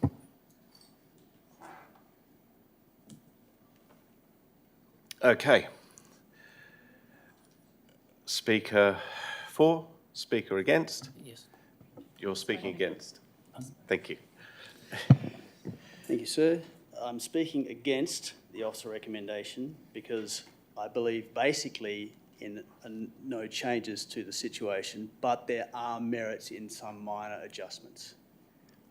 That seems to be clear from what's happened tonight. And I usually jump up and speak initially, but I just wanted to wait and see what everyone had to say. So I'm speaking against, and I hope this, the officer recommendation, and thanks them for all the work and the community input, I hope it's lost. Then we will move into a foreshadowed situation. Initially, Councillor Love, correct me if I'm wrong, foreshadowed. Then Councillor Cox had a number of good points as well. I mean, Councillor Love has some great points. Councillor Cox has some good points. Councillor Ryan has one or two as well. I'm sure Councillor Kennedy would like to have got his point into the game, and the other councillors as well. So as soon as we start moving into that, I would foresee that it'd be quite possible, Mayor, that your wish for a deferment may well surface very quickly. But this motion needs to be voted against now to ensure that a bit of time, another hour or two, because it is a very passionate matter and there are great efforts and great points being made to get it right. So it deserves to be good governance to get it right. So I would then foreshadow that someone moves a procedural to put it back to the February meeting and we can get it right in the meantime. So please vote against this officer recommendation. Thank you. Okay. Speaker for? Speaker against? Councillor Love, you have your right of reply. I don't think there's much to say. I think we're all in agreement that while the officers have done quite an extensive and comprehensive job, and all kudos to them in having to go through all this community consultation, which is amazing to see how many people in our community actually consulted on this, because we usually are begging for people to consult and only get maybe 100, 200 responses. So it's great that we've actually gotten such feedback from the community. I don't think in its current form that this should go through as is, and I think from debate spoken that we all agree on that. All right, thank you. Thank you. Therefore, I put the motion in front of you. All those in favour? All those against? Item is lost 9-0. Neil 9, sorry. Neil 9, 0-9. Councillor Love, you have foreshadowed an alternate. I have sent the alternative to governance. If they want, I'll just wait for them to pop it up on this screen, and then I need to get a seconder, I believe, before I speak to it.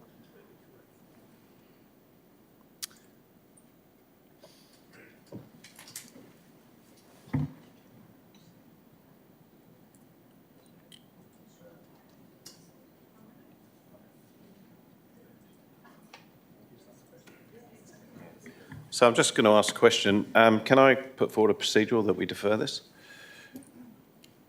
Mr. CEO? Yeah. So do I need a seconder for that? Yes, you do. Do I have a seconder to defer? You need to state when you want to defer it to, Mr. Mayor. I'll defer it to the council meeting February 8th. Is that too soon from getting back? 28th. February 28th. We'll just check on the date. I believe the first meeting in February is the 11th. The 11th? We have 28th of January and then the 11th of February. 11th of February, would that be enough time, councillors, to discuss things on our return?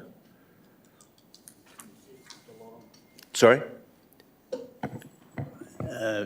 Given the briefing sessions today and the volume of matters we were thinking of addressing early in the new year, including a small matter of recruiting a new CEO, I think perhaps the second meeting in February to honour the people who are anxious to get a decision on this. 25th of February. Okay, therefore I move a procedural motion to defer this item to the 25th of February 2026 meeting. Do I have a seconder? Do have a seconder. Is there opposition? There is opposition, therefore I put the vote. All those in favour of deferring till February 25th? Councillor, so that's 1, 2, 3, 4, 5. So it is carried 5-4. Well, that's, I'll just read out the name. Sorry, that's myself, Mayor Cronin, Deputy Mayor Kate Cox, Councillor Mueller, Councillor McNeish and Councillor Kennedy. Thank you. The item is deferred till then. I'm sure we will have another briefing. Point of clarification. Sure. Since the officer's recommendation lapsed, would it be my item that goes to the meeting, or how does it go since? Please, Councillor Ryan. So it didn't lapse, it got voted against. Oh. Yeah. It's the item that is referred back, so a whole new item will come back. Yeah. Okay, So a thank new you. item, which hopefully we can work on. Thank you.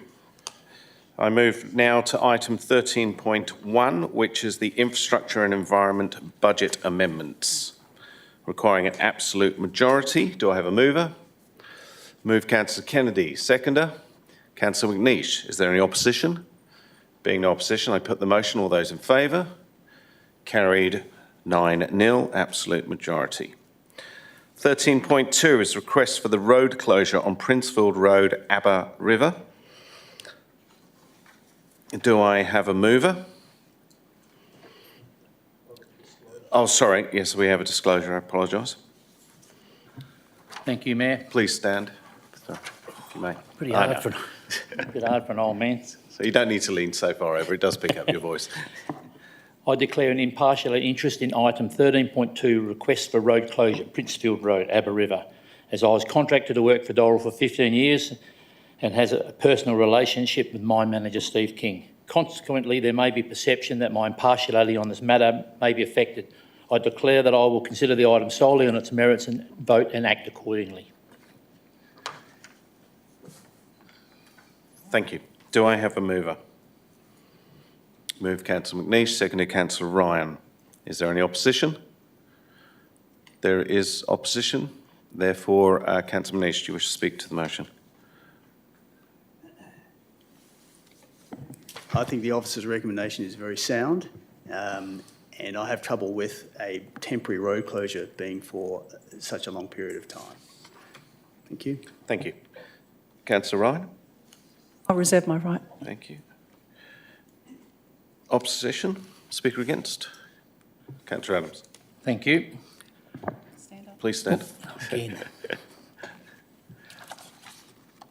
I speak against this motion as much in the thing of debate as anything else to see so it just doesn't go straight through and we can have a discussion on the pros and cons of this closure.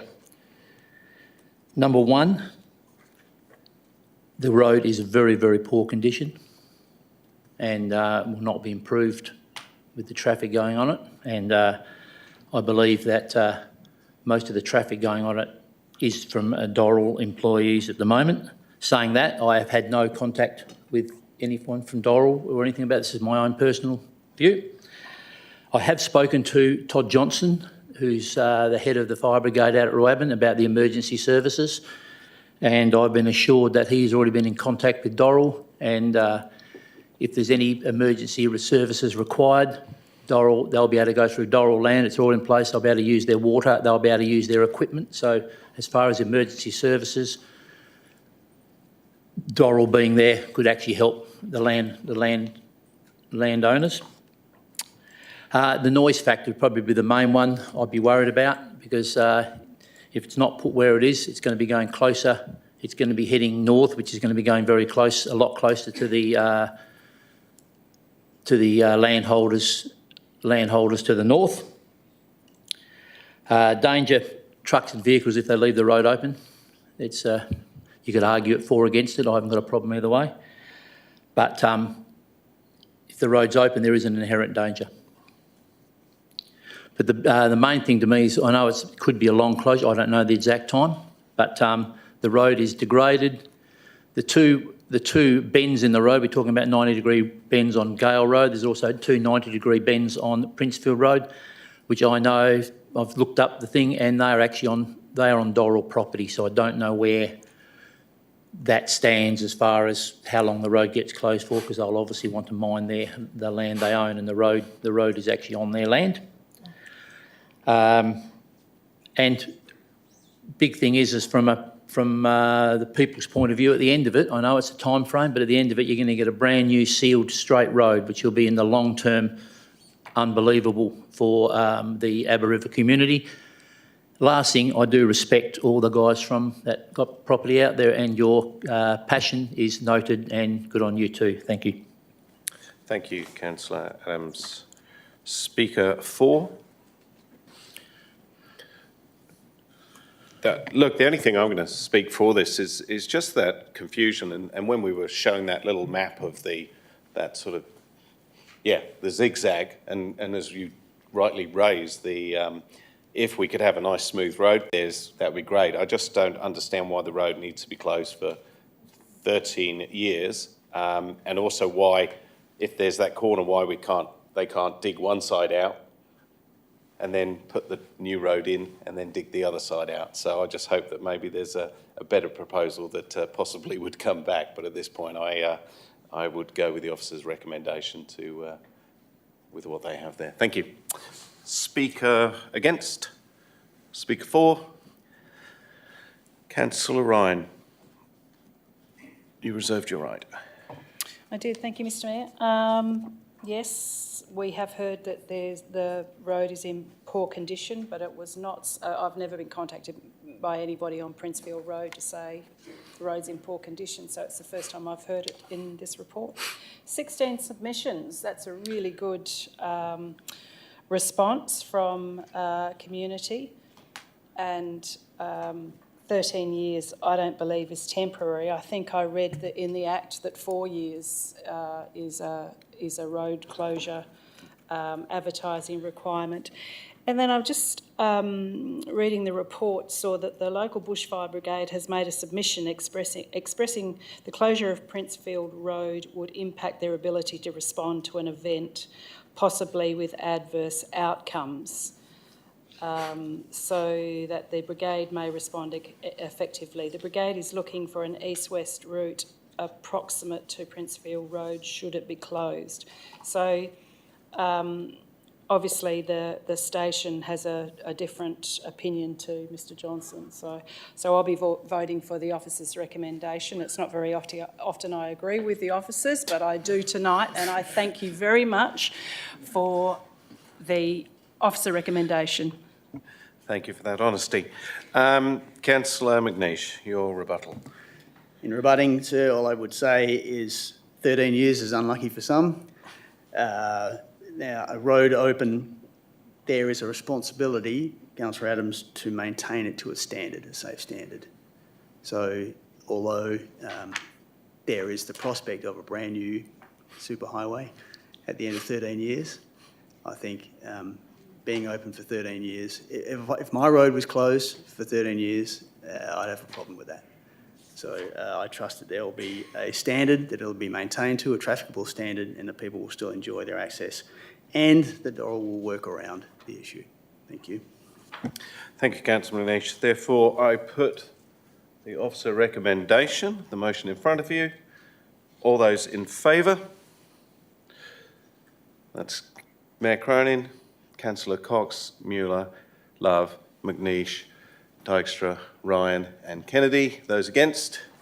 Councillor Adams. Thank you. It is carried 8-1. I move on to item 13.4, the appointment of the independent external members to Waterways Management Committee. Do I have a mover?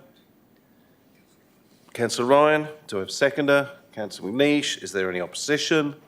Being no opposition, I put the motion. All those in favour? Motion is carried 9-0, absolute majority. Now we move on to item 15.3, which is the City of Busselton. Thank you for your attendance. The City of Busselton. Can I just ask? Sorry, Councillor Ryan. You seem to have missed 12.1. That's next page because I've pulled that. I've pulled it, so it's up for debate. Okay. Sure, thank you. Okay, item 15.3 is the City of Busselton 24-25 Annual Report. Do I have a mover? Moved, question, Councillor McNeish?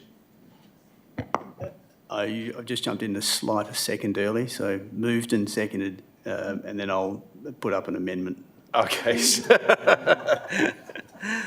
Councillor Mueller, you're going to move that. Thank you. Do I have a second? Councillor Ryan. Is there any opposition? There being opposition. Councillor Mueller, do you wish to speak to your motion? No, just move as written. Thank you very much. Councillor Ryan, you're going to reserve your rights on this one? No, I think I'll speak. I want to tell you how good AI is. Because let me tell you how I put this document into AI and I said, can you please give me any little hiccups or whatever? No way. And Director Pearson is really ecstatic. So she's going to be using AI forever now, because she told me earlier that she had half a dozen staff, I'm probably embellishing that, looking at it and looking for mistakes. Are you speaking for this motion? I am, but that AI is great. Thank you, Councillor Ryan. Speaker against? If you'd allow, I'd like to move an amendment. You may. What is your amendment, please? State your amendment. It is to, on page 9, where the councillor's details are tabled, that I need to tick the box that I'm a proud West Australian. West Australian. With a windy whoosh on the west. Proud Australian, and I apologise for my oversight in not ticking that box in the compilation of the document. Thank you. Before you speak to that, I just need a seconder. There's no seconder, it lapses. No, sorry. Seconded, Councillor Ryan. Is there opposition? No. Being no opposition, I put that amendment. Speak to that, please. You Can I have my opportunity to speak as a it's the seconder? it's the last council meeting of the year. We may as well.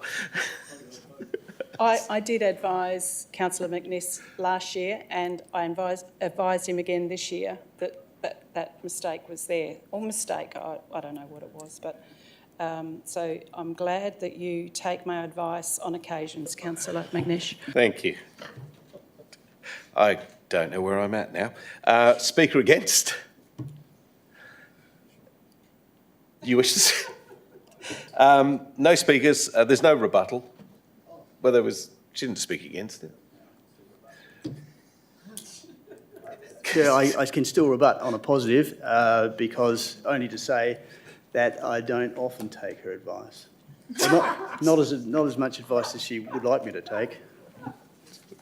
Okay, I therefore put the amendment forward. All those in favour? What a surprise, 9-0. Absolutely. Now I return to the substantive with the amendment on page 9. Speaker, I've lost track now. 4. Speaker 4. Speaker against. Councillor Ryan, you reserved your right, did you? No. Oh, you did speak. Councillor, who moved this? Councillor Mueller, would you, your rebuttal? Yeah, there's nothing I would like to rebut. Thank you. Therefore, I will put the substantive motion in front of you. All those in favour? Carried 9-0, absolute majority. Thank you. We move on to item 12.1, which in hindsight probably should have brought forward, but thanks for staying. Okay, so we have, actually my item was pulled, but I do have Councillor Dykstra, you have an impartiality interest. If you'd like to read that first. I declare an impartiality interest in item 12.1 relating to DA 24-0405. Sorry, apologies. I may have jumped ship, but I don't think I did. Oh, I've started so well. Did I miss one? It's not. Oh, sorry, it was on the back of my page. We'll do it afterwards. That's all right. It's just the DC. Sorry, all right. I'd just like to be clear. We are now on item 12.1, which is the DA 24045 application for development approval, the industry extractive gravel lot 4375 and lot 4112 Wergen Road, Metricup. Councillor Dykstra, please. I declare an impartiality interest in item 12.1 relating to DA 24-0405 for the extractive industry proposal on Wergen Road. I purchased hay from the landowner David Wergen over a number of years, up until around 2017, and also rented the shearing shed for approximately 2 years, around 2015-16. I've had no ongoing business dealings with him since that time. Consequently, there may be a perception that my impartiality on the matter may be affected. I declare that I will consider the item solely on its merits and vote or act accordingly. Thank you very much. Okay, well, I will move my motion. Do I have a seconder? Thank you, Councillor Mueller. Is there opposition? There is opposition. Then I will speak. Now, I'm just saying, is this my alternate? Thank you. Point of order. May I have a question, Mr. Point Chair? of order or question? Question of clarity. Yes, thank you. Yes, my question through the chair, yeah. probably to Director Darby. There was mention in the presentations before about the two S-bends or right angle bends, sharp bends. So is there Australian standards for those bends, and do those bends currently comply?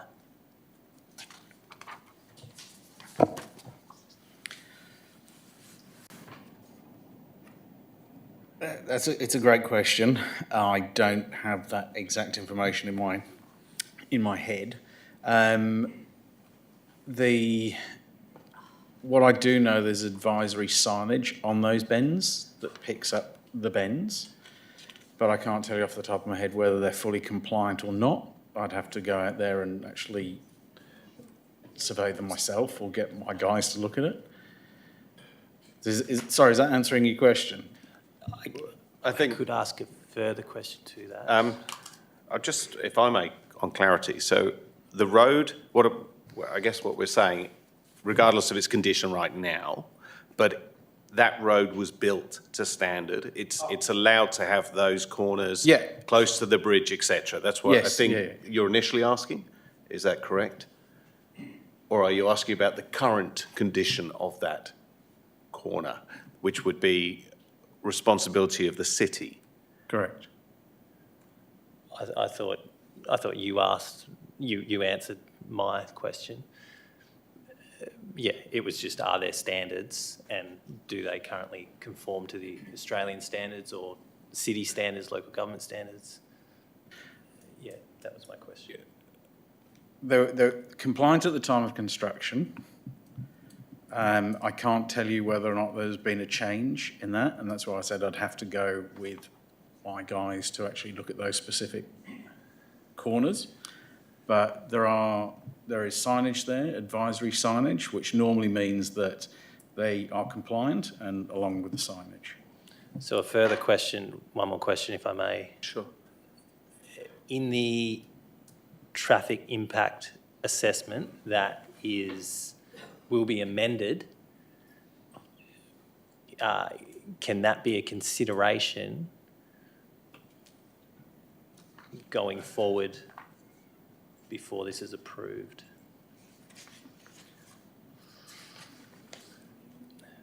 I can maybe add clarify context. that. I don't quite get the question. So if we go to the top of this item, we will see that it requires 3.3, a traffic impact assessment as amended by a condition below.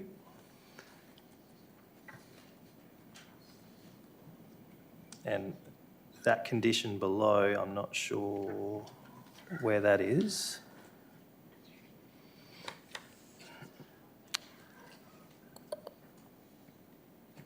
I believe it's in the sixes.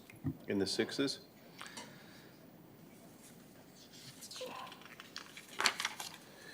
My point is 6.8, 6.7, 6.8. An amended traffic impact assessment prepared by a suitably qualified professional to the specifications and satisfaction of the city, including addressing road safety assessments with regards to vehicle speed, amended vehicle capacity for 19-metre semi-trailers, access and ingress, and no works within the reserve 27906. So my question would be when they've finished. So my question would be, would that traffic impact assessment allow the city to review those bends and provide some comment? Yeah, or some fixes to conform. Sure. The traffic impact assessment will address points which will have to be factored into the changes that are put onto the road. If, say, for example, if it's not wide enough in a particular location, but so I'm actually struggling with the answer that you need. Sorry. Can I help?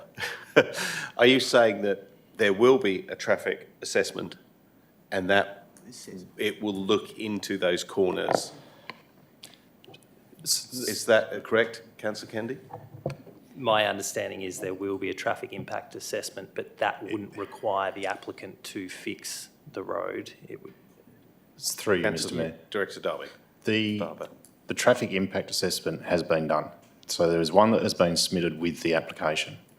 That traffic impact assessment at the time that it was done was proposing B doubles. There is a condition proposed that B doubles cannot be approved because the reserve that they are traversing cannot be upgraded to allow for B doubles. So they are only allowed to use as of right vehicles up to 19 metres. As a result of that, the traffic impact assessment needs to be updated to articulate that the impact of a 19-metre vehicle. It is not a condition. It is not a condition to upgrade the road. It is a condition to update the traffic impact assessment.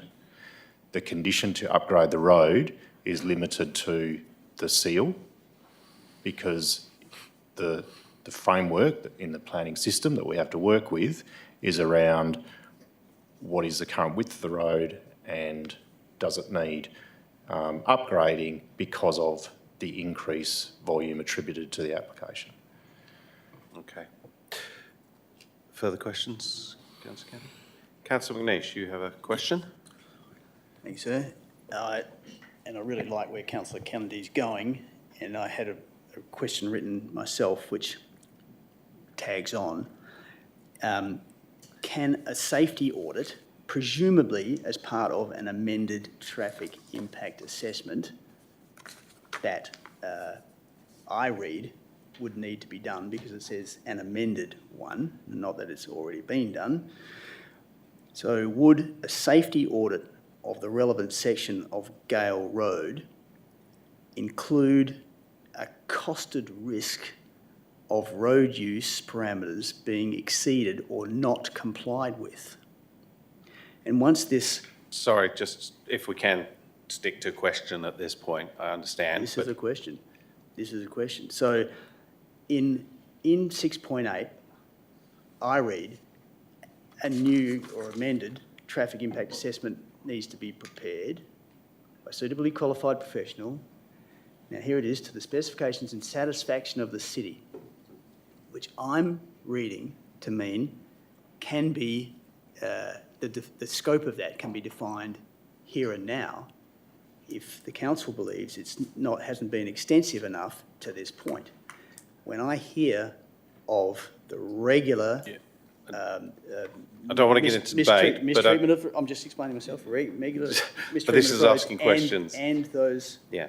Well, the new information that's come to light is the amount of flouting of these two difficult corners. And technically, yes, it might be an acceptable corner in terms of standards at 40 k's an hour, but when it is being exceeded, my question is, can the likelihood and probability of the exceeding of the standard speed, thus creating a difficult safety situation, be included in the new scope of an amended traffic impact assessment to be prepared? Okay. Councillor, Director Barber. If I can clarify the question, so based on the comment of can we condition something because people are flouting a road law? No. Yeah. So we have to deal with an application on its merits. It appears that the concerns that are being raised are that existing road users are not driving in a safe manner. Okay. That isn't something that can be dealt with through a planning approval. Director Barber, I think we are now drifting off of the actual item that is in front of us. So I will continue with debate unless there is any other clarifications required. Point of clarification, please. Councillor Mueller. if the road is found to not meet an Australian standard, surely any approval that I guess, if this gets approved today, would that be affected by that? Like if it doesn't meet Australian standard, trucks surely can't use it then. It's like a dangerous bridge, I guess. Yeah. If we were to upgrade the road from this point onwards, it has to meet the current standards. It was built at the time that the standards applied. And so if we were to undertake an audit or similar, which we could undertake on any single road, we then have to upgrade the road in accordance with that particular audit. And again, it is subject to funding and all the other issues, because you will find that there are roads and bits and pieces all over Western Australia that are non-compliant. Sure, okay. Thank you. Including lots. All right. Okay, Councillor Mueller seconded. Okay, so I have a seconder. Is there any opposition? Sorry, was there opposition? There was. But I have a question, if I may. You may as well. Sure, it is Christmas, don't be a Grinch. So, Mr CEO, I discussed with you earlier the possibility of a report coming back to Council in relation to deriving royalties and what we would need to do to actually change our policies and laws. Is that would that be a simple report? It wouldn't take too long and be too onerous. If I were to move an amendment to Councillor, the Mayor's alternate, would that be too onerous? Mr CEO, do you wish to answer? I feel it's... Yeah, I'm happy to answer. I'm needing a call from you. Sure. Thank you. Yeah, the short answer, yes. Great. So it's easy done. Thank you. Am I speaking? No? Again? I haven't even had a chance to speak yet. Get on with it. Point of order. Is it a point of order? Yeah, a question of clarity. Otherwise, I'll be doing a procedural motion to adjourn for 5 minutes. Right. You're needing a break. So is my question allowed, Mr. Chair? Yes, you can ask a question. Thank you. My question is, is it possible to put in a condition that allows us to check the standards and ensure that those bends are good? Is that possible to put in a condition I think, to do that? If I may, the item in front of us is actually the extractive industry. And I understand I'm going to address in my alternate some of these issues, but I think if we're talking about road safety outside of that extractive industry, this is not part of the facts are the DA in front of us is for the extractive industry. Once a vehicle, please, Martin. 100% safety on all roads is paramount, and that is 100% always the case. And I think what councillors are trying to do is to talk about road safety, and that is what I would like to address if and should I get a chance to speak to my alternate motion. But I'm just saying that if we continue to ask questions about roads, that is not the point. We can pull a motion later about something we want to do with Gale Road, but right now, we have to stick to the item in front of me. Is that correct, Mr. CEO? Correct, Mr. Mayor. Thank you. Sorry, this might be a point of order or maybe clarification, but there's a traffic impact assessment which surely has to consider. I mean, the DA is talking about the widening. Councillor Mueller, please take a seat. Mr. Darby. How is this road traffic assessment put together on the actual road? It's based on the number of additional vehicles, the width of the road, the geometry of the road. That it's not, and how can I say this, is it only the corners and the bends that are dangerous on that particular road? Yeah. So you have to look at it's the whole road, it's the whole network, et cetera, et cetera. Are vehicles only speeding at the bends? Are they speeding on the straight section of roads? It's like, there's too many questions to be answered here, and most of them apply under the Road Traffic Act. And the road, this report was done by a suitably qualified person? As far as I'm aware. Well, unless I take the company to pieces, Sure. that's as far as I'm aware. All right.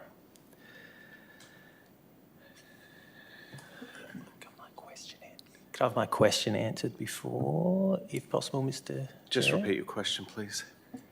Is it possible to put in a condition that allows us to check the standards and everything, and if there is okay, thank you. Something? Director Barber. In terms of a planning condition, it has to have a need and nexus to the development itself, and it has to be reasonable. So if you're seeking to impose a condition that the applicant would be required to, for example, assess the bends and upgrade the bends, it wouldn't be reasonable because they're not the only users on that road. So if you want to assess those bends, it wouldn't be part of the planning approval, it would be a separate process, and then it would be up to the city to do those works. Like we do on single bridges and a whole load of other assessments. Okay, no further questions? Wow, lost track. So I am speaking now to my alternate, okay? And I don't believe I've heard any arguments about the actual pit itself or the conditions of the extraction. I've heard no complaints from the locals, but what this does boil down to is the locals' concern for safety on that road. That is simply how I'm looking at this. Based on that, I am proposing two amendment changes, which are possibly highlighted, but in essence, what I'm requesting from there was two, wasn't it? C and D. So that, I'll just read these out. That the Chief Executive Officer, the CEO, undertake traffic modelling of speeds, types of vehicles and the number of vehicles along Gale Road. The results should be referred to the police and to main roads should it be identified that there is a persistent pattern of inappropriate speeds. Now, looking on this one, what I'm saying is we're setting up a whole load of things to address the concerns of the local residents. We can put those speed little ramps near the corners so we can find out how fast they're going into or out of those corners. We can have cameras set up so we can monitor what's going on, and we can also get feedback from the local community. Once that report is created, we will have something to go back to. We also requested that the applicant is to arrange the installation of any speed-related advisory signage for the road section following an assessment by the City and Main Roads WA. That being that I note that when you go to those corners, everywhere else around Australia and a lot of places, I see this truck looking like it's tipping over, a big yellow sign that's basically saying, guys, something dangerous is coming up, you need to slow down. So I would be putting that forward as well. And I understand the concerns of the public, but what this does do is it addresses the concerns of the safety of that road. I live on an unsealed road, and having the alternate that let the trucks all drive down my road, it's not my road I'm talking about, but also I don't feel that is fair for the community to say, well, we don't want them on Gale Road, we're going to put them somewhere else. And the truth is that drivers need to drive legally. If a truck driver comes up to a fast corner, they need to slow down. Trust me, when I'm driving a truck or a fire engine, I slow down. If I'm carrying a trailer, I slow down. And the reason that you don't slow down is because you don't know it's coming. And that's, therefore, better signage will be one of those things. So at this point, my two ideas, my two amendments are to improve these, and I hope that councillors will move forward on this amendment or this alternative. Thank you. Councillor Mueller, you've seconded. Do you wish to speak? Yes. Thank you, Mr Mayor. I've gone through my debate in my head a lot, and I've had a lot of conversations with the community in all the Gale Road community, and this is something that's, I guess, quite close to my heart. And I've got this, written down. I'll try and go through this, and then I'll try and hit a few points that I've jotted down as we've heard people talk this evening. So, firstly, my kids catch the school bus that runs up and down that road, so I'm deeply concerned for their safety, right? Like, I also went on that school bus back when the road was still gravel, so I'm familiar with the concerns regarding the safety. I think it's well established at this point that the issue is not with the extractive industry itself, but with concerns around traffic. So I'm going to read what I've got written here so I don't get too lost. But I want to make it clear from the outset that I support the extractive industry itself. It's a critical sector for our local economy. We most certainly need the materials. And so my comments tonight are not about opposing the extractive industry. It's concerning the road safety and I guess what we can try and do about that. So we can't be emotional about this, and I hope the community have heard that there's obviously a lot of rules and policies and a framework that we have to work within. So we need to deal with the application in front of us, and the application does meet the requirements of the local planning policy 2.3 extractive industries and its associated traffic rules.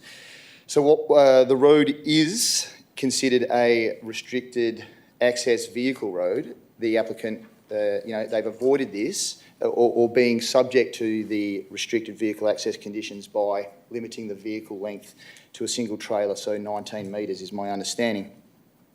So that takes some, that out of play. Look, the Wergan Road option, that option doesn't have the support of main roads. And there's debate on whether the road itself is currently suitable for high numbers of heavy traffic. My concern around us trying to pursue something on Wergan Road is that it gives the proponent more than sufficient grounds to go to SAT, considering that the officer recommendation is that this gets approved. Because of this, and unfortunately for the concerned residents of Metrocup, the council doesn't really, I don't think we have and I don't want to speak on your behalf, but my view on it is that we don't really have a defensible position to refuse the application based on existing traffic behaviour. The conditions of the road have been deemed appropriate, whether we like it or not. This is what we have to work within. So the concerns, whilst I may even agree with them, they're understandable, certainly. They're not really defensible grounds to deny this, they're not defensible planning grounds, I suppose. A refusal on that basis could also, if we try and knock this back on the traffic, it's also highly likely this could end up in SAT and not go favourably for us. Where we do have a clear role is through the conditions, so we can put things into this, the conditions on this DA, and that appears to be our best way forward. They pose a robust set of targeted conditions squarely within the city's remit. So conditions aimed at ensuring safe operation, mitigating risk and improving road safety and functionality where required. When we consider this application, it's important that we base our decision on, I guess, what is sound, lawful, if that's a term, and defensible within the planning framework. If we approve it, it allows us to support a needed industry, comply with the planning framework, which is our responsibility, and working towards a practical safety outcomes associated with the DA, such as Mayor Cronin's alternatives. I don't think there was anything else, except that I would like to, if I can, move an amendment. Oh, 5 seconds to go. Would you like to state your amendment, please? Yep, I hope you guys do. They have it, chuck it up. So I can just quickly, oh, it's on screen, fantastic. So it's just to add in that a minimum carriage width, including sealed width and trafficable shoulders of 8 metres, with the minimum, and then already there, the 7 metres. So that just allows for that 500 mil either side of trafficable, because at the moment it has a drop-off. So, yeah, so I hope you guys can consider my debate in making your decision. Do I have a seconder? I'll second that. Oh, I'm seconding it. Is there any opposition for this amendment? Being no opposition, the amendment is carried. So that is now... all those in favour? Carried 9-0. Thank you. Thank you very much for highlighting that to me. It's been a long day. So we now return, and thank you for speaking, Councillor Mueller, to the substantive motion, which now has the 3 amendments. Are we just going to cut that in? Oh, that's already in the... Yep. So is everyone happy with that amendment? Thank you. Therefore, I now ask for a speaker against. Councillor Ryan. Yeah, I'm not against this item. I agree wholeheartedly with what Councillor Mueller had to say. And I'm not against gravel pits, sand pits or whatever, and these people aren't either. They're purely concerned about safety. And it was interesting that Mariah Goria was here tonight, and Mariah was the lady who gave us a lot of grief earlier on in the year about the sandpit, and we did work on that as well and tried to come to a good conclusion. Councillors, a lady died in a horrific crash in Metrocup where a truck collided with 2 cars recently. The accident occurred at 3:45 when a truck towing trailers collided with 2 vehicles on Busselton Highway. That's where these guys are. So safety is a huge issue, and we need to be mindful of that. Unfortunately, these residents did try to book in last week to speak to us, and emails are going to junk. So hopefully staff will in future look in their junk mails on a Wednesday afternoon. These locals have every right to be concerned. Gale Road is a busy road. It is a bus route, it's a tourism route, it's a bicycle route, and it is a winding road. Worgan Road would be the better option. Unfortunately, it appears main roads call the shots on these types of approvals, and it is unfortunate that this is the case, but I will be asking for an amendment that the CEO report back to Council on or before the end of March 2026, in brackets, in time for budget considerations, outlining the feasibility of implementing a regime to derive royalties from natural resources extracted within the district, including but not limited to a local law. And you have heard earlier this evening that the CEO believes it's not an issue, and that report would be fairly easy. Albany, Margaret River and Bailing Up have these local laws, and I think that in the future we could possibly look at Worgan Road as being an upgraded road if those royalties provide for an upgraded road. And we also did hear from the Director this afternoon that the Council could impose a condition that we don't have to upgrade the road once the mining companies have left. And I think there's a lot of years in that area for gravel as well.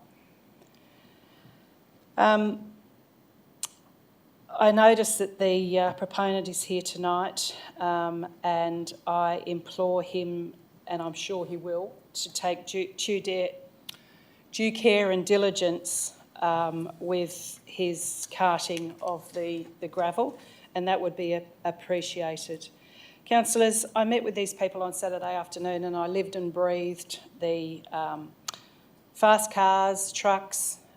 It's pretty hairy, and I think that anything that we can do, and I agree that we have to approve this DA, because otherwise it'll just get appealed in SAT, and we need to move on.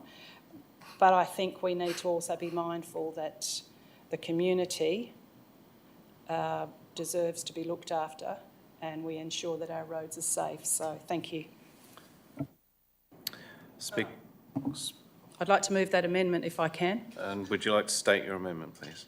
The amendment is that the CEO report back to Council on or before end of March 2026, brackets, in time for budget considerations, close brackets, outlining the feasibility of implementing a regime to derive royalties from natural resources extracted within the district, including but not limited to a local law.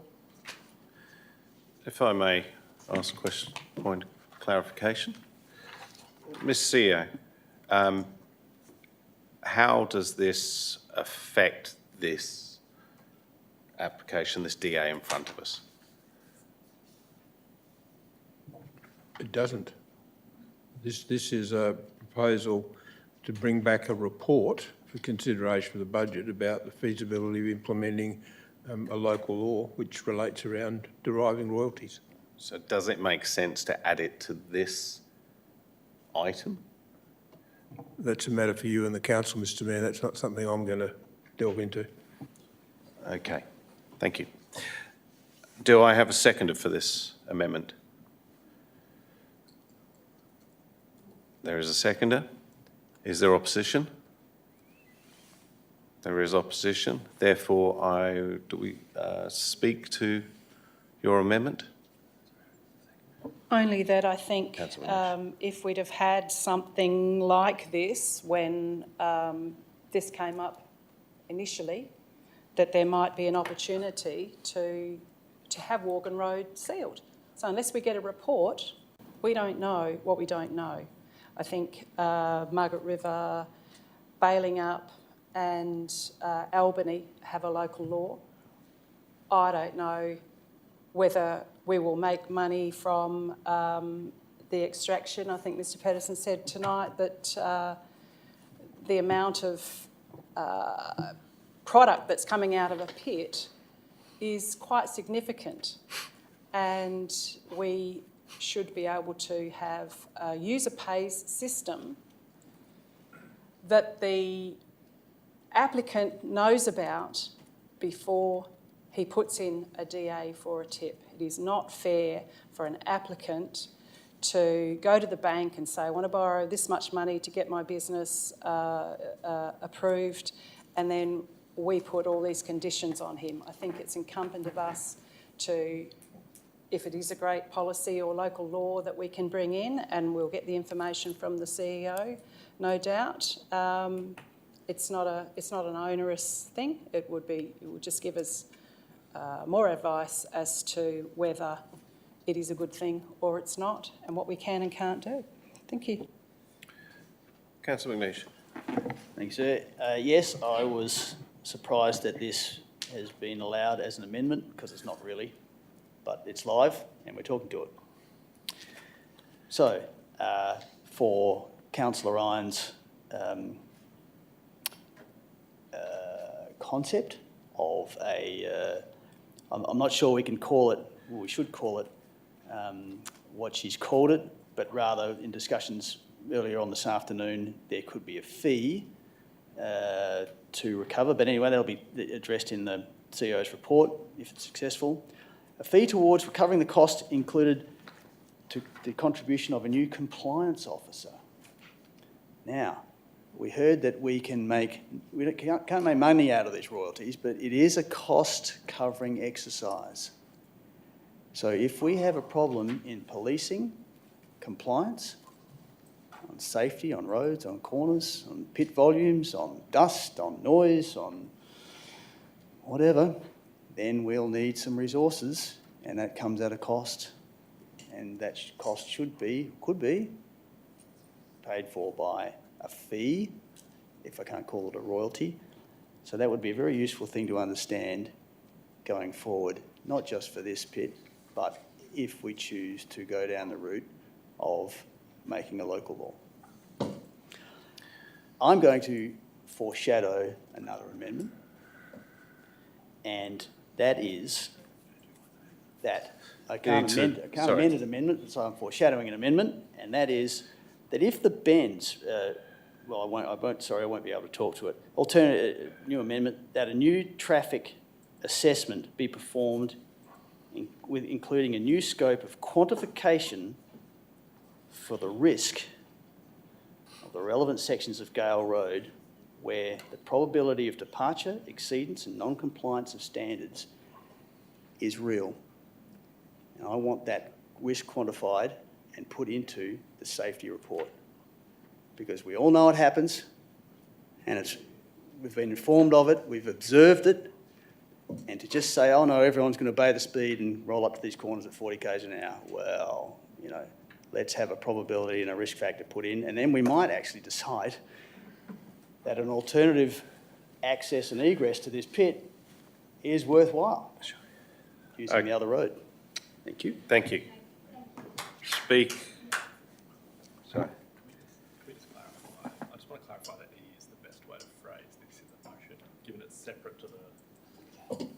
Given this is separate to the DA, ultimately, I just want to make sure, probably through Gary, that's appropriate to number it this way, so that this isn't going to impact I suppose, the development approval.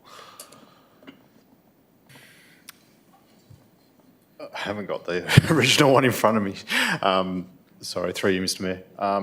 If E is a separate, it can't be a condition of the planning approval. If it's a resolution of the council for the CEO to undertake something, then that's fine. Through the chair, if we can just bring up the substantive motion and just have a look at the very end of the substantive motion. So is it going here? Is that where it's going? That's okay. Okay.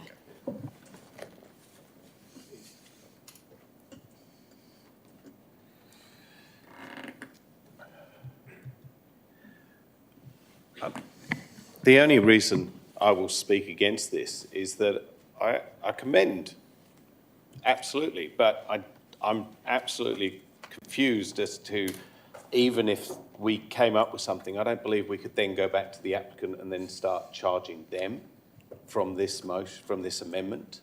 And my feeling is, yeah, absolutely, I think council should sit down in the new year and say, let's look into this, but I'm sure we can just ask officers to look into this and find out what's being done elsewhere. I think that's an absolutely fine thing to do.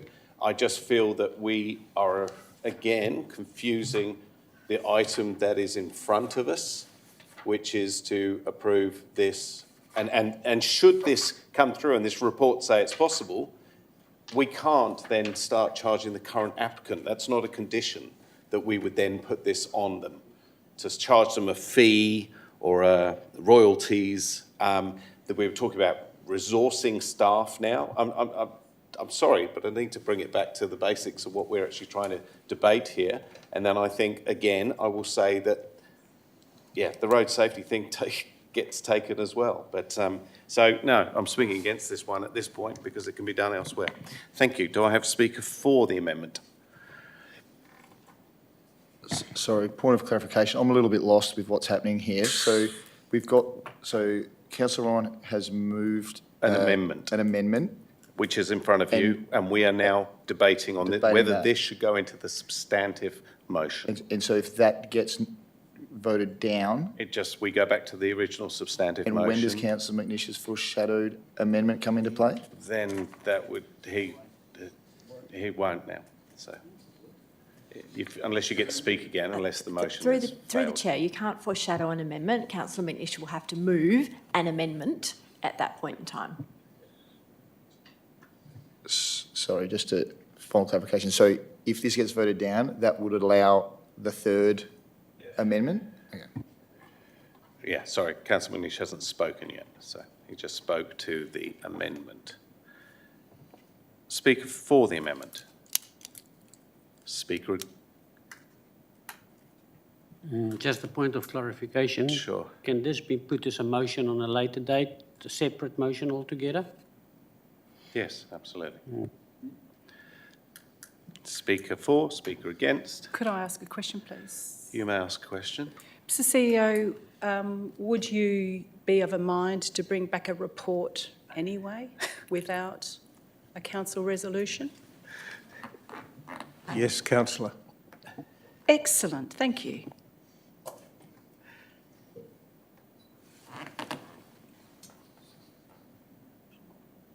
Councillor McNish, you've spoken to this amendment. I've got no other speakers for or against.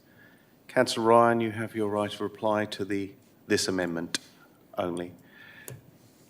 No, I think the CEO is of a mind and understands what I'm trying to get at, but I'll just be clear, this is not about charging this current DA. It's not. This will be months in the making. So to get our local law through takes probably This is just a years. rebuttal. Thank you. So, Thank you. Okay. well, I am rebutting. So there's no nefarious intent in this. It's simply that the line stops here, and in future we can do this. Yes. What is this? Thank you. Thank you. Therefore, I put the amendment to the vote. All those in favour of this amendment? Councillor Ryan. All those against? Everyone else. The amendment is lost 1-8. Do I have a speaker for? Back to the substantive motion. We're back to just point of clarification. So we are back to? We're back to my alternate with the additional amendment that was already got through. So we now have 3 changes to this. I would like to speak, thank you. For or against? For. Thank you. Please speak for. Councillor Adams. Thank you. Number 1, I'd like to commend Councillor Mueller on his speech, because I know in your heart it must be breaking, mate, with the people of your community, so I commend you. Secondly, I speak for this because the proponent is local, so he has got skin in the game here to do the right thing. But the main thing is exactly what Councillor Mueller said. If we don't approve this, it will go to SAT and these guys will get nothing. If we put this through, we still hold control as far as the road goes. We can improve the road and make the best of a bad thing for the people living on it, because if it goes further, it just gets taken out of our hands and we've got no control of it. Unfortunately, the speed thing, I believe, is a definite thing that you've got concerns about 100%, but we've got to make sure the laws, you can't vote on something by, if some people are breaking the law, you've got to make sure those people, that if they are breaking the law, they're held to account. That's all I've got to say on it. Thank you. Thank you. Speaker against? Councillor Adams, you switch your microphone. Speaker against? Have I already spoken against? No, I don't believe you have. No. Sorry? You can clarify, but I don't think you have. No. You have not. You wish to speak against the motion? Thank you, sir. I'm going to move an amendment that an alternative new traffic assessment be performed, which includes a wider scope for the quantification of risk for the relevant section of Gale Road. Is this an alternate motion? It's an amendment to add to, would be E, I guess. Or we could go back to item number that talked about the traffic assessment, but it really is it's more of a safety and risk assessment. So I'm not sure if that would be acceptable within the bounds of a traffic assessment.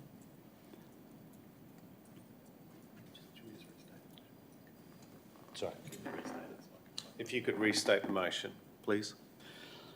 That a new traffic assessment be performed, including a new scope. Slower. Sorry. Yeah, plus the new scope.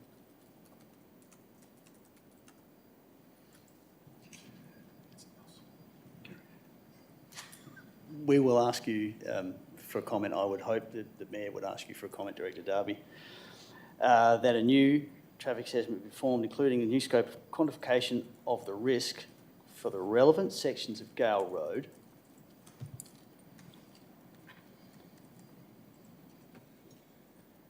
where departure / exceedance / non-compliance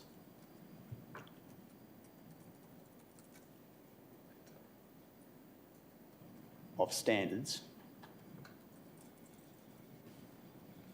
is reasonably foreseeable.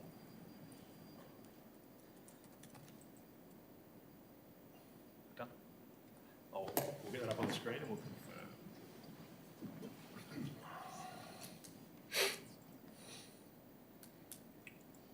And I apologise for this not being pre-prepared, but I'm not a good typist, and pretty much I was inspired to come up with this having heard.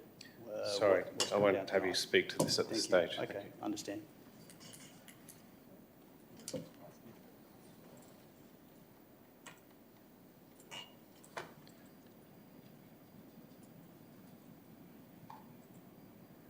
So point of clarification to Councillor McNeish. So this would now be a condition that a new traffic assessment is performed. Yes, sir. As I read point number, the previous condition, DA condition, where a new traffic assessment. Amended. Yes, yes, please. Yes, that caught my eye. This is a condition suggested by the officers, an amended traffic impact assessment prepared by blah, blah, blah. Okay, so I read that as Sorry. No, understand. Can I just have that point that, just so we're all staring at the right point? 6.8. Sorry, let me just want to keep us all on track. So a condition is that an amended traffic impact assessment be prepared. I thought we'd said this had already been done. I'm confused. Councillor, Director. No, never. Darby? I believe what Councillor McNeish is asking for is a road safety audit. Look, whatever terminology. Yeah, okay. Which is possible to do, but I don't believe it can be a condition, a planning condition. I'm not a planner, so I can't determine that. You could put it as a resolution that officers do this separately and we provide a road safety audit. Or we could give this to the CEO and give him another task. I'm quite willing to take it on board. Yeah. I think there's two options that you have, and if I can offer the following words, that a new road traffic safety audit be performed by the applicant. Alternatively, the new road safety audit be undertaken by the city. So in other words, ask the applicant to do it. If they decline to do it, we do it anyway. I think they know, they're here. That's the point of saying what I just said. I'd be happy with that. I think that's perfectly reasonable, considering what's at stake here is school buses and people's lives.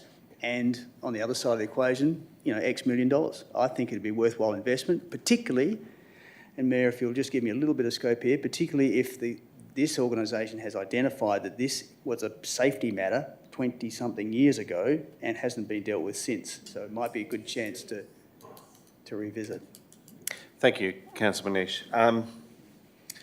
So we now have... Sorry, Mr Mayor, if I could just play with the wording a bit, if I might, that a new road safety audit be performed by the applicant and then continue on, and then separately, in the event the applicant declines to undertake this, the matter be taken up by the city.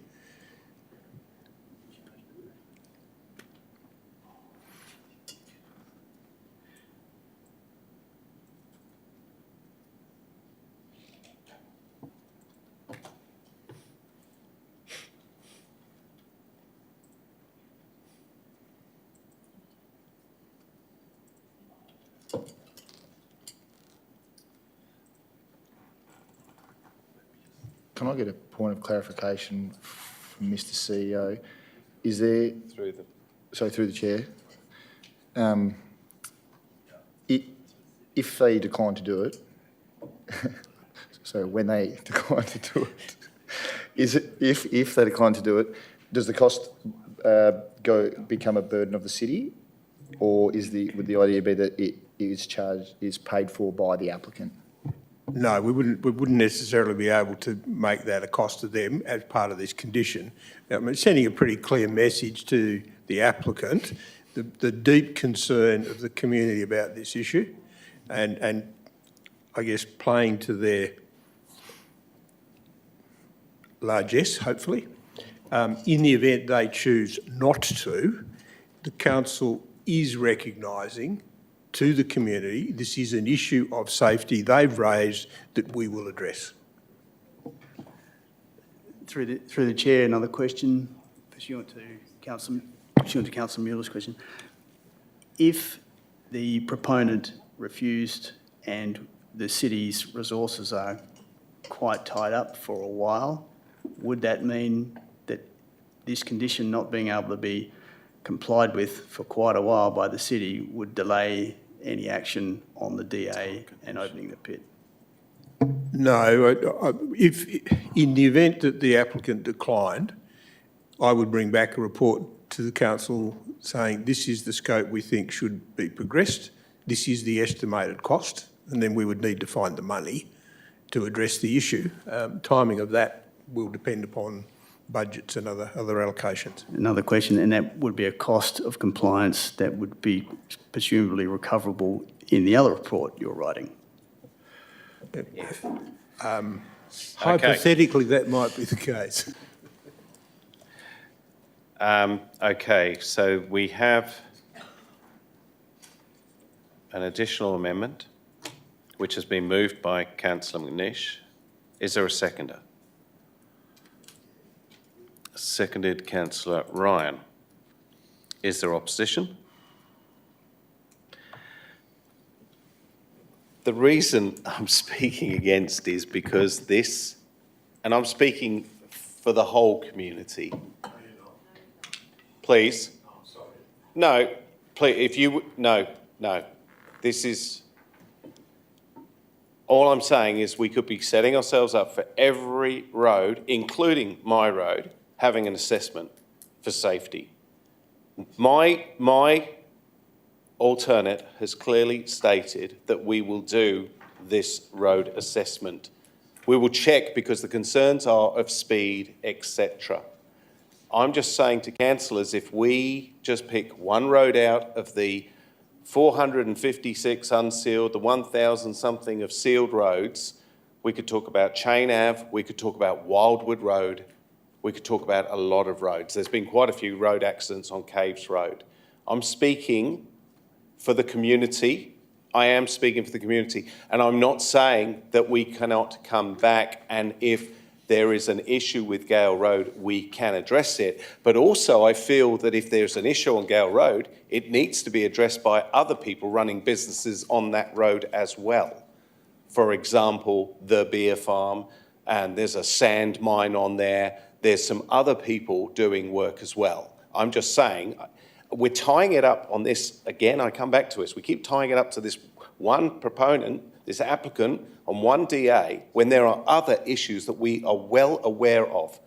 And there are cattle trucks that go down there. There are milk trucks that go down there. There are buses that go down there. So I'm saying, I appreciate this, but I am more than happy to bring this up in the new year and say we need to do an assessment or go to the Director of Works and Engineering, who's responsible for the roads, and therefore bring this up. I just keep saying we keep tying this up to this one. We are listening to the community. I am listening to the community. And yes, disclosure, I live in Metrica. So if I'm speaking, but I'm speaking for the whole community. If this is an issue, then it needs to be addressed. And the best thing we can do is if we get a report of speeding and bad behaviour and pictures and videos, and we take that to the police and we take that to Main Roads, that gives us a hell of a lot of legroom to move forward on this. And then if it is seen that those bends, because of where they are and the speeds that people are going around them, then that can be raised. That's all I'm saying. I just want to tell councillors, be mindful of what we are debating here right now and what we can bring back to the table when we come back in the new year. That's all I'm saying, and that's why I'm speaking against this particular amendment at this point, because it could tie us all up in knots. Thank you. Speak for the amendment. Councillor Mueller. I'm actually not sure which way I'm speaking on this, but I just want to quickly say, guys, that this, whether this gets included in this, I am mindful of overcomplicating sort of semi-related issues into the DA, the motion that we're voting on, the development application. So whether or not you guys decide to vote this through now or not, it will come again, basically, is what I can promise you. So one way or the other, this will come. Whether we complicate this this motion with that is up to you guys to decide. But you know, I'd like the community to know that one way or the other, this will come before council. Thank you, Councillor Mueller. Speaker against? Speaker for? Councillor Love? I actually will speak in support of this. I think I note that, yeah, it's unfortunate for this applicant that they've came at this point when there's already the beer farm there, sand pit, other operations in existence. But having had the community come and speak to us about the safety concerns of Gale Road, I do think it would be remiss of us not to look at the wider picture and have a comprehensive approach and audit of the road.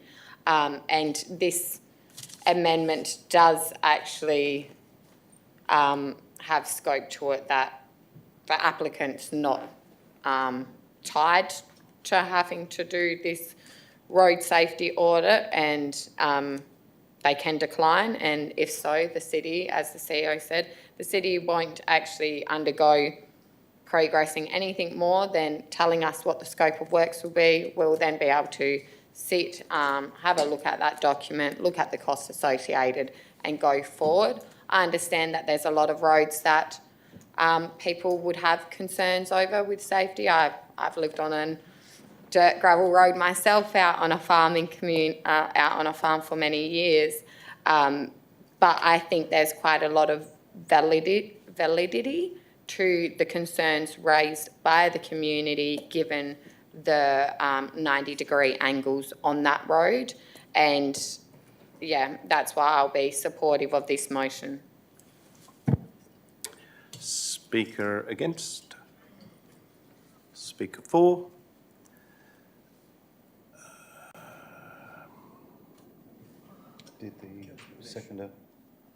Did the seconder speak? Sorry, I can't remember. Did you speak? No. No. So you've reserved your right, so please speak. Councillor McNish, thank you. This is a great opportunity. You want technical? This is technical. This is an amendment and this is technical. So I think adding this in is not taking away, once again, from anything in this application. The applicant can do it, or he can say no. I don't think this is an expensive exercise. It doesn't say that we're going to actually fix the road, then there'll have to be a budget amendment for us to do anything further with it. It says just to do an audit. So if that audit brings up anything curly, well, we need to address it. But it may be perfectly okay. So I don't believe that there's anything nefarious in this. And I've heard several times in the last few weeks that, oh, we can fix that later. Fix it now. Get on with it, councillors. Vote for it to go through and fix it. Thank you. Thank you. Councillor McNeish, your rebuttal. Yes, now is the time. That's what we're here for, to make decisions in a timely fashion. Thank you, Councillor Ryan. Just addressing some points. The traffic analysis is a far more narrow instrument than a safety audit. And a safety audit each year, 1 or 2 a year, on hotspot roads, where school buses intersect heavy vehicles, thundering down narrow, winding roads, I think it's probably a worthwhile investment. And there is a tipping point. If I fill a bucket with water, at some point the bucket's full. Okay, Gale Road, arguably, is full. But we're responsible to catch the drips of the overflow. And this is it. This will help us with independent data. So that's very helpful, getting expert independent data. So, and I don't think Main Roads is going to rush to our assistance, or the police sitting on a corner of a dusty gravel road in the back streets of. Yeah. I don't think that's going to happen. So yes, Councillor Muir and everyone else, I think we can attack this now and square it away. Thank you. Therefore, I put the amendment in front of you. All those in favour? All those in favour? 9-0. Okay, so we now have the substantive motion with all those amendments. Do I have a speaker for? Councillor Kennedy. Yes. Just addressing a few points which I don't think have been raised in debate. The main one, one of them is the school bus. The school buses are concerned with them. We recently revised our local planning policy and we made sure that applicants now speak to the school buses and work out the operating times. So in the future, we should see better results there with the extractive industries. Point number 2, we're trying to work out whether Gale or Worgan Road be used for this RAV route, be used for the trucks. We need to consider that Gale doesn't have any slip lanes, and if we want them, they're going to have to put more slip lanes there. So if you're on, so this issue, it could extend out to Busselton Highway. So we're currently trying to work out if Worgan or Gale is safer, but if we move these trucks onto Gale, we now affect the safety of users on Busselton Highway because you could possibly have 2 slip lanes that come into next to each other. So I feel that the decision to go on Gale is a better option. Number 3, with the bends, the trucks are entering and exiting really close to these bends, so they are going to be slow anyway. They're going to be 40 kilometres. And we have been talking about compliance of these bends, and the trucks will be travelling slow and hopefully they should be able to navigate these bends, staying on their side of the lane. And we're now looking at these safety assessments and monitoring, reporting that to WA Police. So let's see how these bends go, but I think we can get some good results there. And on the applicant had concerns with the depth going to 88 AHD, and looking at the extraction plan, it is only a very small section and it's a pretty complicated thing to amend at this moment. So I'm happy to leave that one as is. So I am supportive of the motion in front of us Thank you for listening, elected members. Thank you, Councillor Kennedy. Speaker against? Speaker for?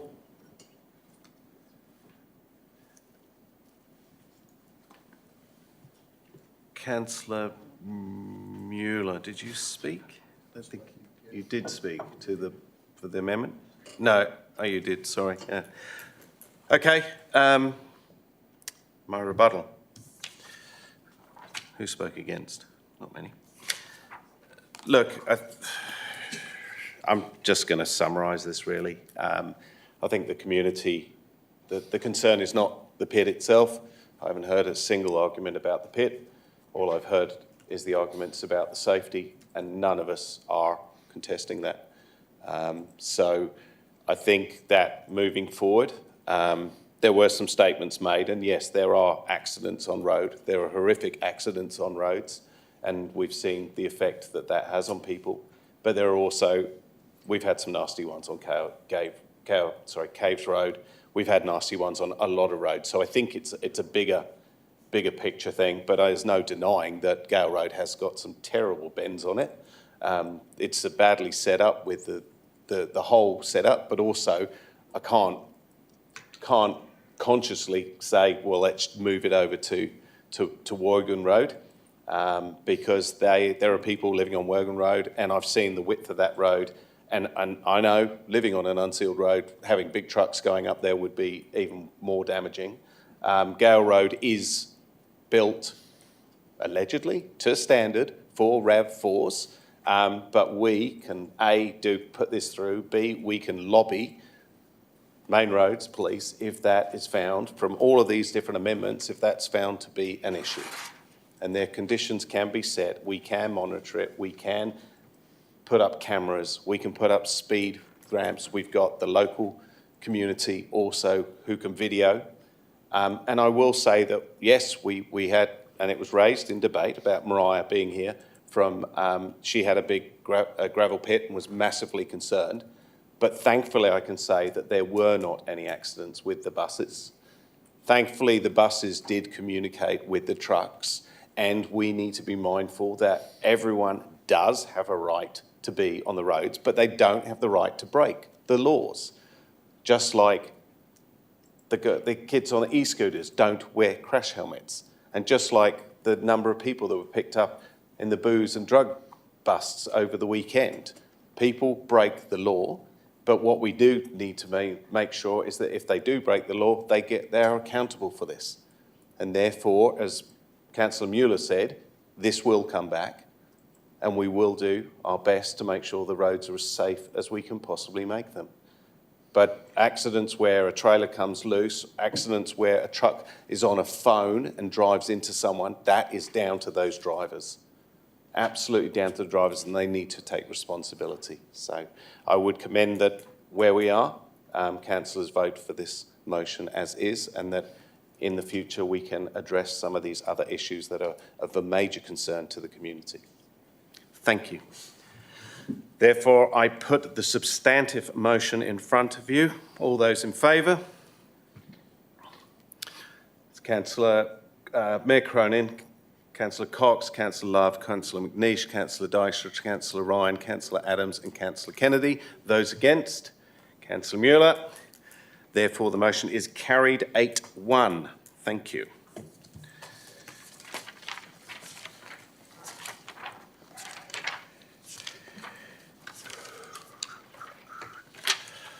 I now move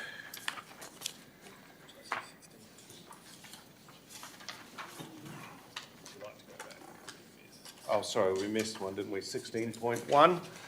I'll return to item 16.1, councillors. I do apologise for that oversight.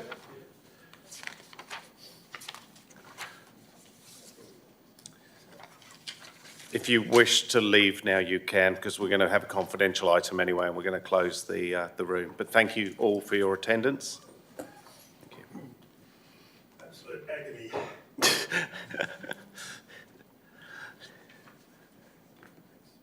Okay, item 16.1 is the nomination for South West Development Commission Board. Do I have a mover? Just a minute. So we need to endorse the nominations. Now, I believe there is allowed to be 2 nominations. I've spoken to South West Development, and they said we can put 2 names up. There's 2 positions. Okay, I believe I've got 2 nominations, being Councillor McNeish and Councillor Love. Is that correct? Do you wish to both put your names forward? Are there any other nominations? Councillor Ryan? You don't wish to... Oh, sorry, just... I haven't asked for a movie yet. I may move it myself. No, I had my hand up first. I haven't said the words yet. Do I have a mover for the motion? Councillor Ryan. Is there a seconder? Councillor Deister. Is there any opposition? Being no opposition, I put the motion. All those in favour? Carried 9-0. Thank you very much. Point of a question, clarification. Should we have declared an interest? Yeah, that's what I was... No? Okay, thank you. Interest in your vote. Should they have declared an interest in their vote? Mr. CEO? Sorry? Should they have declared an interest in voting? Not in my view, no. It's a nomination, just like any other committee. Thank you. I'm just voting to agree to be nominated. Thank you.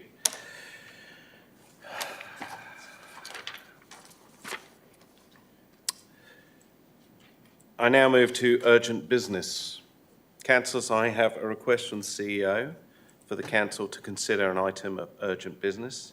As presiding member, and with regard to the provisions of the standing orders, I have consented to the Council considering this request. The item of urgent business is the Council to consider the confidential CEO position description, selection criteria and remuneration package.